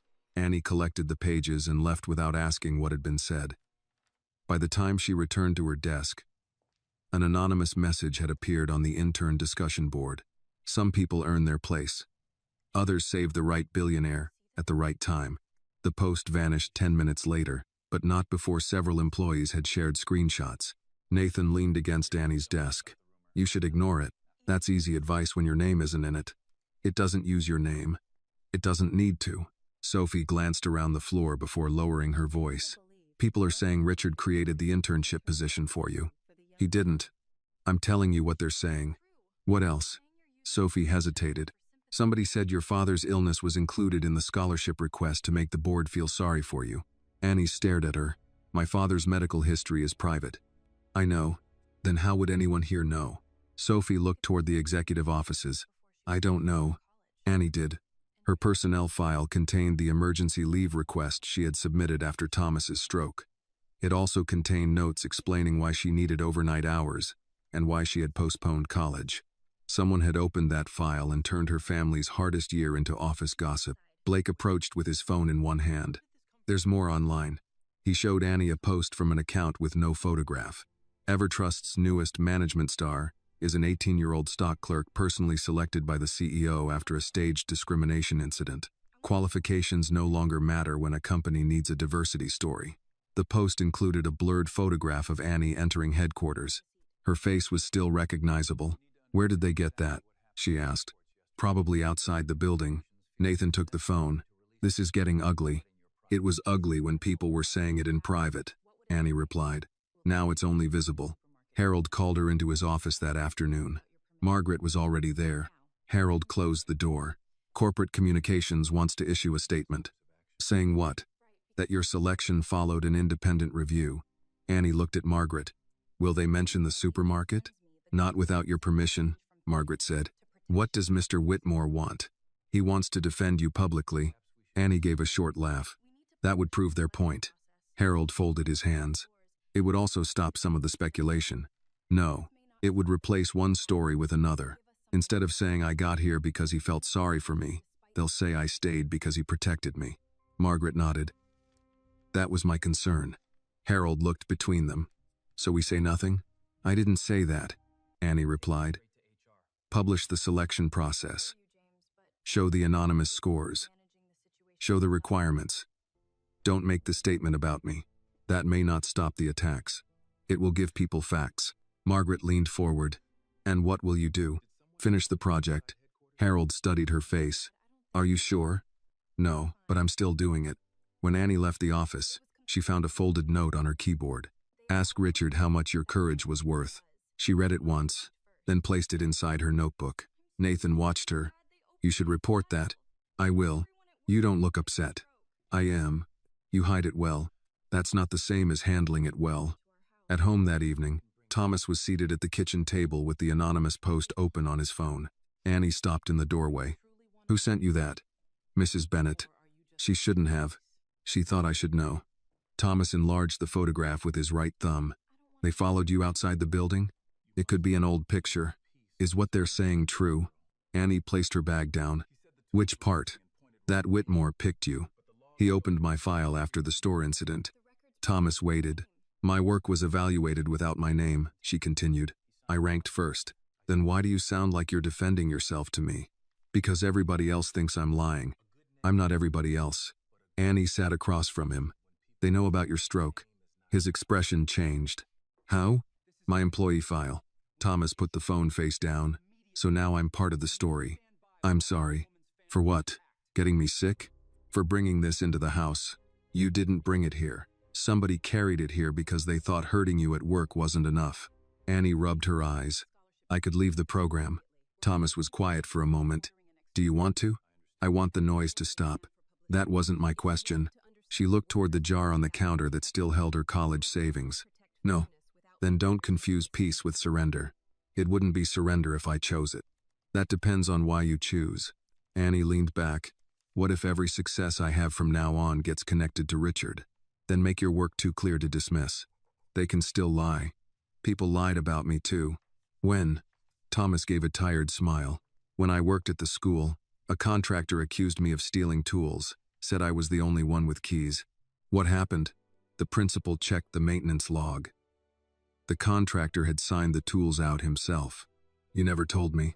There wasn't much to tell. You were accused of theft. And the records cleared me. Thomas tapped the table. A good name matters, but a good record protects it when people decide your name is not enough. The next morning, Richard met with Evelyn in his office. I'm issuing a statement, he said. No, they are attacking her family, and if you speak for her, they will say she has no voice without yours. I cannot sit here while someone destroys her reputation. You can act without turning yourself into her shield. Richard paced toward the window. What do you suggest? Remove yourself from the scholarship decision, publish the scoring system, order an external review of her project, prohibit the communications department from using her story. I already agreed not to use it. Then put it in writing. Richard turned. And the rumors? Truth does not always silence rumors quickly. That is not good enough. No, Evelyn said. It is merely true. She rose from her chair. You wanted to learn how workers lived without your protection. Now learn how to protect fairness without making yourself the center of it. By noon, EverTrust published the internship criteria, anonymous project scores, and evaluation procedures. Richard formally withdrew from Annie's scholarship committee. An independent university panel agreed to review the night shift promise. The facts did not end the whispers, but they changed the ground beneath them. That afternoon, Margaret handed Annie a sealed envelope. What is this? Written confirmation that your image, personal history, and supermarket incident cannot be used for company publicity without your consent. Annie read the document. Mr. Whitmore signed it. Yes. Did he want to? He wanted to do more. Why didn't he? Because sometimes leadership means accepting that your help can make another person smaller. Annie folded the paper and placed it in her notebook beside the anonymous note. That night, she worked on the board presentation at the kitchen table. Thomas placed his old maintenance key ring beside her laptop. Most of the keys no longer opened anything. Why are you giving me these? She asked. The school changed the locks after I retired. That doesn't answer me. Thomas touched the worn brass ring. They remind me that people trusted me with rooms they never noticed I protected. Annie picked it up. What am I supposed to do with them? Keep them until the presentation. They're heavy. So is being trusted. The following morning, Annie arrived at headquarters before 7. She touched her access card to the reader. The light flashed red. She tried again. Access denied. A security officer approached. Miss Carter, your credentials have been suspended. Why? He looked uncomfortable. There's an internal investigation. Into what? Unauthorized access to confidential records. Annie stood still. Through the glass doors, she saw Vanessa Reed crossing the lobby in a cream-colored suit. Vanessa did not look toward her. She did not need to. Changing the numbers had failed. Spreading rumors had failed. Now someone had decided to turn Annie from the investigator into the accused. The security officer shifted his weight and lowered his voice. I'm sorry, Miss Carter. I'm not allowed to let you upstairs. Who suspended my credentials? I only received the notice. Can I see it? He turned the monitor slightly. The screen showed her name beside 3 words. Data access violation. Annie read the line twice. I used the permissions the audit team gave me. I don't know anything about that. My presentation is tomorrow. I understand. No, you don't. Everything I need is upstairs. Before the officer could answer, Margaret crossed the lobby at a pace Annie had never seen from her. What happened? They disabled my badge. Margaret looked at the monitor. Who authorized this? The officer straightened. Regional Compliance sent the order at 6:40. Regional Compliance does not control access to an independently supervised intern. I'm only following what came through the system. Margaret turned to Annie. Did you receive an email? No. Any warning? Nothing. Vanessa reached the elevators and pressed the call button. Margaret called across the lobby. Miss Reed. Vanessa turned with a composed expression. Margaret, good morning. Did your office suspend Annie's access? Vanessa glanced toward Annie as though noticing her for the first time. I was informed of a serious confidentiality concern. What concern? Restricted employee files were downloaded outside normal project limits. The audit team authorized those files. That is under review. Annie stepped forward. I didn't download anything outside the audit portal. Vanessa gave her a patient smile. This is not the place to debate an internal investigation. You made it public when you locked me out in the lobby. Your access was suspended to protect the company. From what? From further unauthorized activity. Margaret's voice hardened. You are describing an allegation as though it has already been proven. I am describing a precaution. The elevator doors opened. Vanessa stepped inside. If Miss Carter has done nothing wrong, the review will confirm that. The doors closed before Annie could answer. Margaret took out her phone. Do not call Richard, Annie said. I'm calling Elena Rise. Annie exhaled. Good. Elena arrived 20 minutes later with Harold and EverTrust's general counsel. They used a small conference room beside the lobby because Annie was still barred from the main floors. Elena placed a printed access report on the table. The allegation states that you entered regional personnel files at 11:48 Friday night and downloaded confidential promotion records. I was home Friday night. Can anyone confirm that? My father, Harold asked. Were you logged into the company system from home? No. I worked on printed notes after dinner. Elena pointed to the report. The access came through your employee credentials. Then someone used them. Did you give your password to anyone? No. Write it down anywhere? Never. Leave your tablet unattended? Annie thought back through the previous week. I left it in the project room during lunch on Thursday, but it locks automatically. Who had access to the room? Every intern. Several managers. Elena turned to the general counsel. We need device logs, not only user logs. He nodded and began sending instructions. Margaret asked, what exactly was downloaded? Elena opened another page. Promotion appeals, discrimination complaints, and medical leave records from 12 branches. The same branches in Annie's project, Harold said. Annie looked at the timestamps. These files were downloaded in less than 4 minutes. Elena nodded. What does that tell you? I couldn't have found and opened all of them that quickly. Why not? The folders are organized by employee number, not branch. Someone would need a prepared list or an automated script. The general counsel stopped typing. She's right. Annie traced the times with one finger. And look at the order. The employee numbers are sequential. Elena leaned closer. This wasn't someone researching. It was a bulk export. Can my intern account even do that? Harold answered first. No. Elena looked toward the general counsel. Unless administrative permissions were temporarily attached to it. The room fell silent. Margaret asked, who can change those permissions? Regional system administrators, corporate information security, and 2 compliance officers. Vanessa's department has regional administrative access, Annie said. Elena held up a hand. We follow the record. We do not jump ahead of it. Annie sat back. I know. The general counsel received a message and read it. The device identification does not match Annie's tablet. Whose device is it? Margaret asked. We don't know yet. It connected through a regional office network. Harold looked relieved. Then her access should be restored. Not until the investigation formally clears her, the counsel replied. The presentation is tomorrow. She may still present. With what? Annie asked. My slides are in the system. Margaret looked at her. Do you have backups? Some printed charts. My cost model is on the audit drive. Elena said, the audit drive is preserved.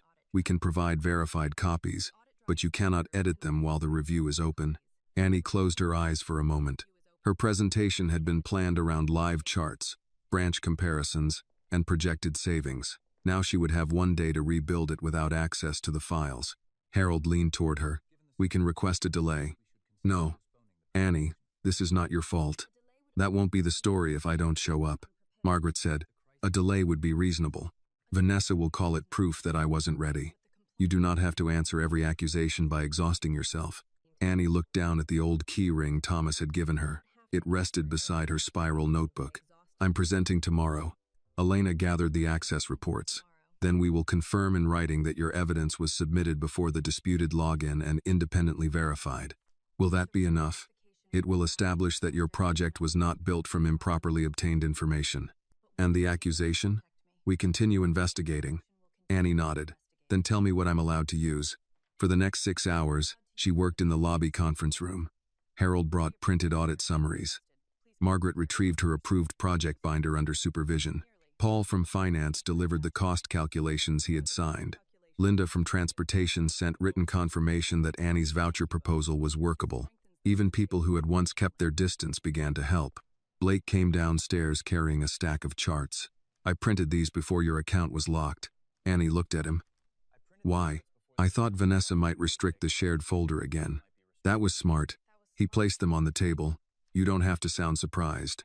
Sophie arrived later with a portable projector. I borrowed this from training. Am I allowed to use it? It doesn't connect to the company network. Annie accepted it. Thank you. Sophie hesitated. I should have credited you for the transportation idea. Yes, you should have. I'm sorry. Annie studied her, then nodded. Help me check the slides. Nathan did not appear. At 7 that evening, Thomas arrived in Mrs. Bennett's car. He entered the lobby with his cane tucked beneath one arm and a paper bag in his right hand. You missed dinner, he said. Annie stood. Dad, you didn't have to come. Yes, I did. You stop answering your phone when you think worry is a form of productivity. He opened the bag. Inside were 2 meatloaf sandwiches and a thermos of coffee. Margaret introduced herself again, and Thomas thanked her for looking after Annie. I'm not looking after her, Margaret said. I'm trying to keep up. Thomas smiled, then turned to his daughter. Tell me what happened. Someone used my credentials to download files. Can they prove it was you? No. Can you prove it wasn't? They're working on it. Then eat. Annie sat beside him. I may lose the scholarship.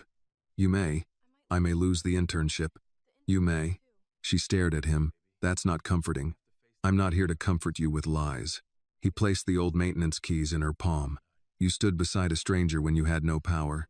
Tomorrow, I'll sit beside my daughter while she tells the truth. The next morning, Annie entered Evertrust through the public doors because her badge still did not work. The same security officer who had once mistaken her for a delivery worker stepped aside. Good luck, Miss Carter. Thank you. Upstairs, the boardroom doors stood open. Vanessa was already inside, speaking quietly with two directors. Richard sat at the far end of the table and did not approach Annie. Evelyn waited in the visitor section beside Thomas. Vanessa began first. She described Annie as intelligent but inexperienced, committed but reckless, promising but unable to understand the limits of corporate responsibility. Annie listened without interruption. When Vanessa finished, the board chair looked toward the doorway. Miss Carter, we're ready for your presentation. At 18 years old, carrying paper charts, a worn spiral notebook, and her father's useless keys, Annie walked toward a table built for people who had never expected her to reach it. At 2 in the morning, the people keeping this company alive are almost invisible. Annie's voice was steady, though her hand tightened around Thomas's old keyring beneath the table. She placed the first printed chart on the easel. They receive deliveries, count inventory, clean spills, restock medicine, and prepare stores for the morning rush.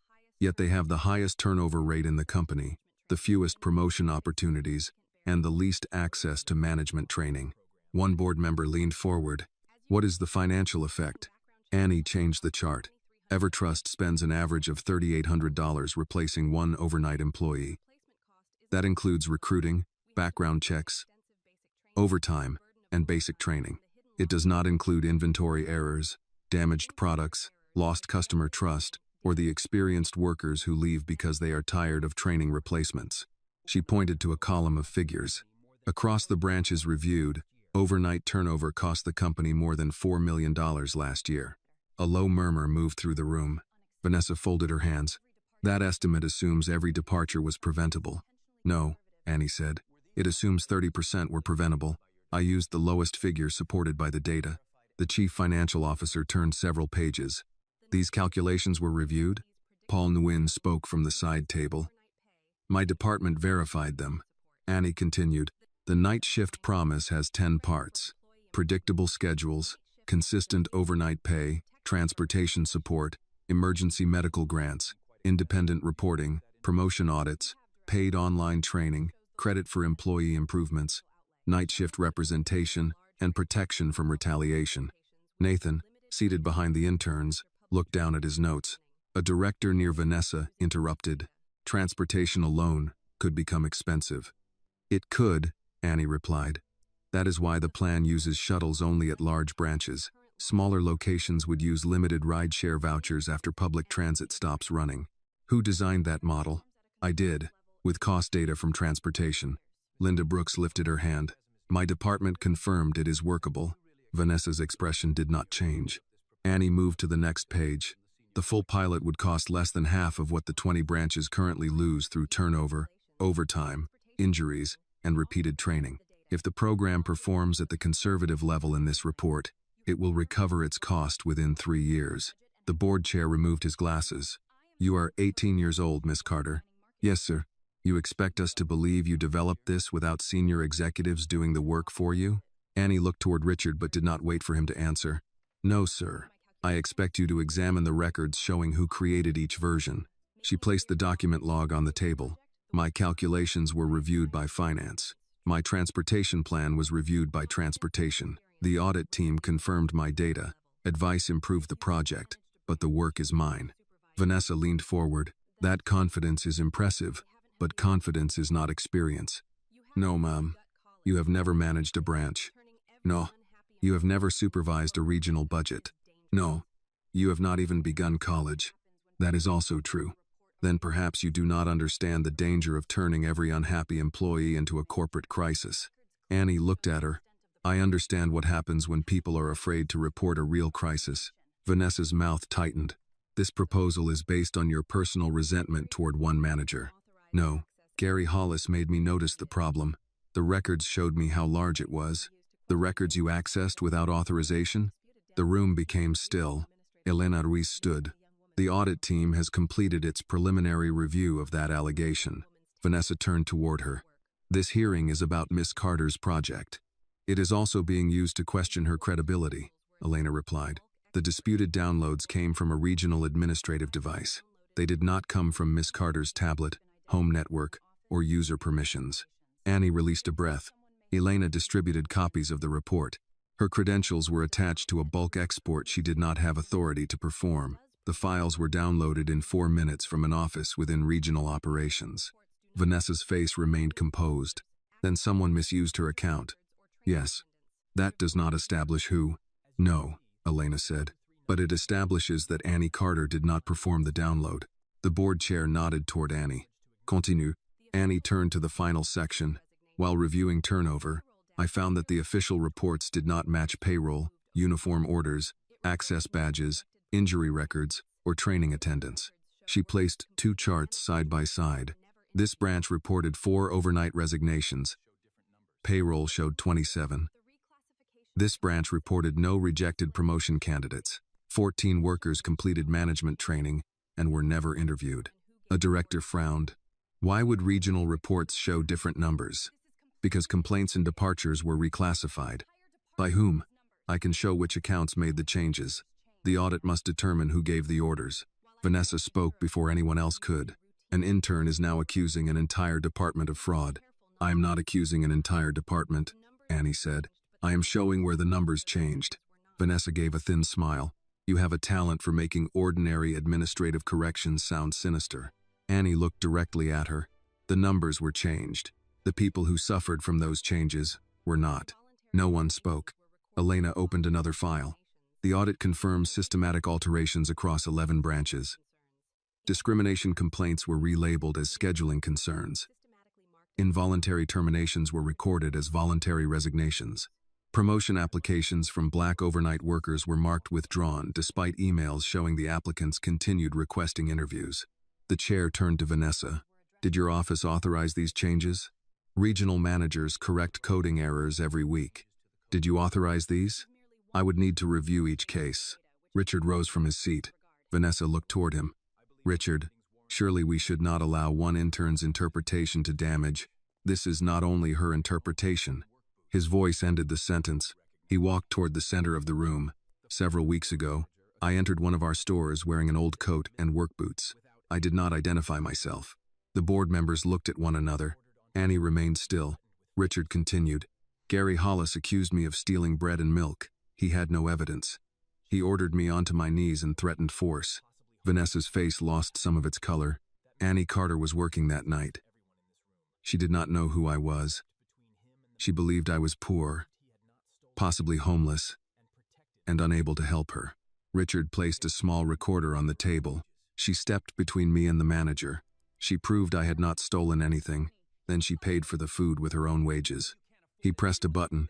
Gary's voice filled the boardroom. Get on your knees and empty your pockets, old man. Then came Melissa's lie, Kyle's laughter, and Annie's refusal to remain silent. When the recording ended, no one moved. Richard looked around the table. That night did not prove Annie was qualified to lead. Her work proved that. He turned toward her. That night proved she possessed the one quality no university can guarantee: character. Vanessa stood. This entire process is compromised. You personally selected her. I opened her file, Richard said. Her work was evaluated anonymously. I removed myself from the scholarship committee at her request. He faced the board. I also owe this room an admission. I could have revealed myself inside that store.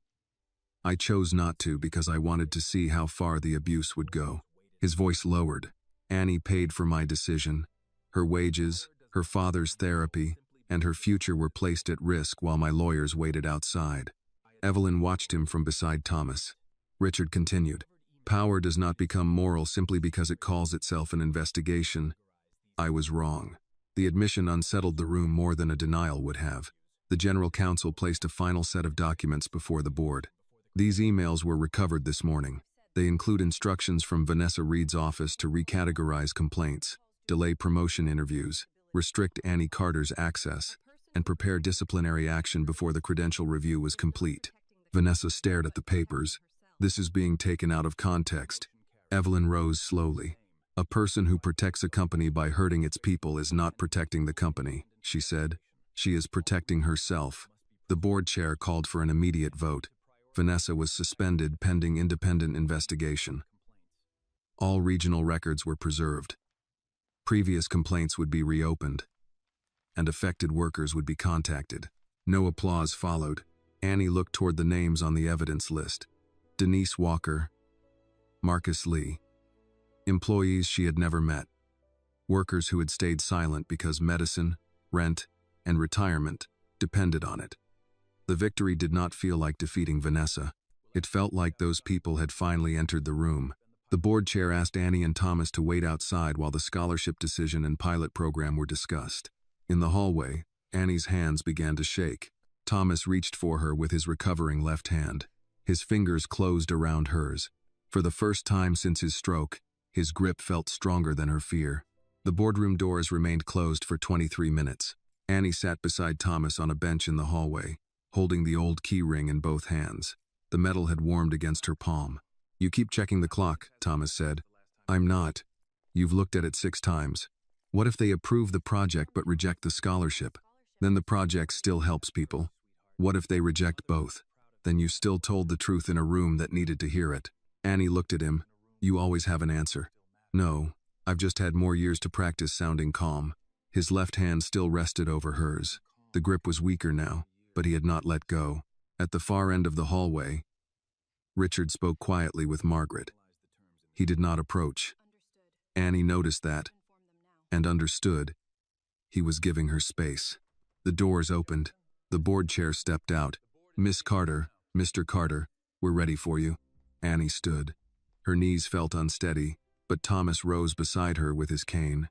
Inside, Vanessa's seat was empty.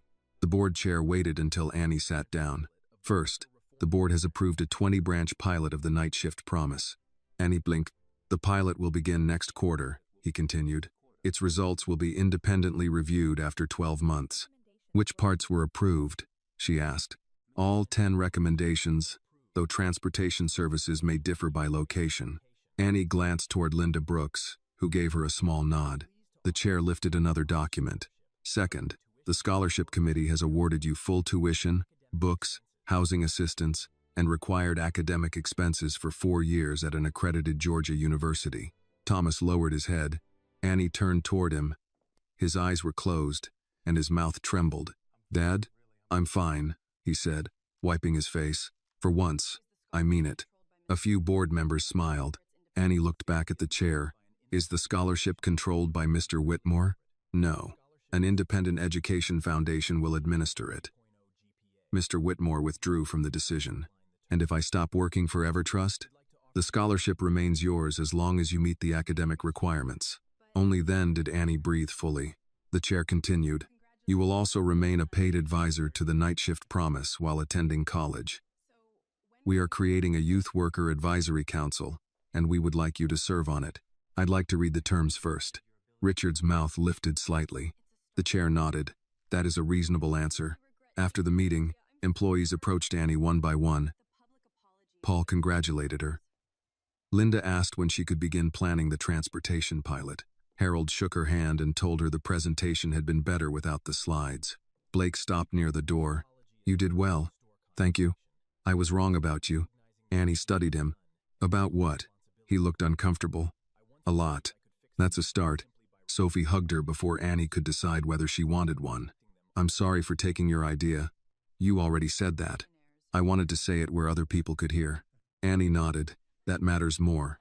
Nathan remained near the back of the room. He offered no apology, but he met Annie's eyes and gave a brief nod before leaving. Richard waited until they were alone except for Margaret, Evelyn, and Thomas. "I owe you another apology," he said. "You already gave one." "I know. This one is not for the store." Annie waited. "I believed I could correct the company by finding the wrong people and removing them. You showed me that the structure protecting them also had to change. That sounds less like an apology. It is also a promise. Evelyn stepped closer. Promises from billionaires should always come with paperwork. Thomas laughed. Richard handed Annie a copy of the pilot resolution. Then here is the paperwork. She accepted it. I still don't trust everything about you. You shouldn't. The answer surprised her. Richard continued. Trust should not be the price of accepting a fair opportunity. Evelyn touched Annie's shoulder. And a fair opportunity is not charity, child. Do not insult your own work by calling it that. That evening, Annie and Thomas returned home carrying the scholarship letter in Margaret's leather folder. Mrs. Bennet had left a chicken casserole in the oven and a note on the counter. I knew that suit would bring good luck. Return it after church. Thomas read the scholarship letter 3 times at the kitchen table. You're going to college, he said. Yes. You won't have to work nights. Not unless I want to. You won't want to. I might miss the quiet. You'll miss it for a week. He ran his finger across the line covering tuition. I thought my stroke had taken this from you. Annie sat beside him. It delayed me. It nearly buried you. No, it showed me what I could carry. Thomas shook his head. Children should not have to carry their parents. Maybe not, but families carry each other. He looked toward the jar labeled Annie's tuition. There were only $83 inside. What do we do with that? Annie smiled. Buy you a coffee cup you can hold with one hand. 4 years passed. Annie studied supply chain management, labor policy, finance, and organizational ethics at Georgia State University. She remained a paid advisor to EverTrust, attending pilot meetings between classes and spending summers visiting branches. The night shift promise did not solve everything. 2 locations resisted transportation changes. Several managers complained about outside complaint reviews. One branch tried to reduce hours to avoid paying the night differential. Annie learned that reform required maintenance. She also learned to read contracts, challenge budgets, and recognize the difference between a mistake and a pattern. The program's first annual report showed lower turnover, fewer injuries, and more overnight employees entering management training. By the 3rd year, 38 workers had received promotions. Denise Walker became a day shift supervisor at 59. Thomas continued physical therapy. His left hand never fully recovered, but he could hold his coffee again. He began volunteering at a community center, helping stroke survivors complete transportation forms and insurance appeals. Evelyn called Annie most Sundays. Are you eating? She would ask. Yes, ma'am. Something besides vending machine crackers? Usually. That means no. Richard never tried another secret inspection without clear protections in place. He still visited stores, but now he spoke with employees openly and allowed independent teams to conduct anonymous reviews. On graduation day, Thomas sat in the front row beside Evelyn. When Annie crossed the stage, he stood with his cane and clapped until she found him in the crowd. 2 months later, Annie became the youngest director of the EverTrust Worker Opportunity Foundation. The foundation funded scholarships, emergency medical grants, management training, and small food businesses in neighborhoods large retailers had ignored. One rainy night, Annie returned to the branch where everything had begun. The checkout lanes had been replaced, but Register 3 remained in the same place. A board near the break room displayed scholarship applications in English and Spanish. The overnight manager had started as a stock clerk. Near the frozen aisle, a young black employee cleaned the floor while reading from a college entrance test book balanced on a cart. When she saw Annie, she closed it quickly. Sorry, ma'am. I'll move. You're not in my way. The girl looked uncertain. What are you studying for? The SAT. Planning for college? Trying to. Have you ever thought about management? The girl laughed. I'm just overnight stock. Annie reached into her bag and handed her a foundation card. So was I. Outside, Richard waited beneath the awning in an ordinary coat. No disguise tonight? Annie asked. I've learned my lesson. That would make Miss Evelyn proud. She'll still find something to correct. They watched the young employee reading the card through the window. Do you ever wonder what would have happened if you had stayed quiet that night? Richard asked. Annie opened her spiral notebook. Its cover was more worn now. Inside were scholarship names, project notes, Thomas's therapy dates, and the anonymous message she had never thrown away. Richard removed a faded receipt from his wallet. $4.20. I think this belongs to you, he said. Years earlier, Annie had refused it. This time, she accepted the receipt and placed it inside the notebook beside a list of new applicants. I think about that night every time someone else gets a chance to speak. Richard looked through the glass at the workers keeping the store alive after midnight. Annie Carter had not saved a billionaire because she knew he was powerful. She had protected a stranger because she believed no human being deserved to be humiliated for appearing poor. Her choice had cost one night's wages. It had opened a future for thousands of workers whose names the boardroom had never learned. The story reminds us that true character is revealed when doing the right thing comes with a price. Annie did not defend Richard because she knew he was wealthy or powerful. She stood up because no person deserves to be humiliated for appearing poor. Her courage also shows that talent can exist in places leaders often overlook, especially among young workers, minorities, and those carrying family burdens in silence. Justice begins when people refuse to participate in cruelty, but lasting change requires more than punishing one wrongdoer. It requires fixing the system that allowed the injustice to continue. This video is a work of fiction created with the assistance of artificial intelligence. All characters, events, and situations are not real and do not represent any actual people or true stories. The content is intended for storytelling and emotional illustration only.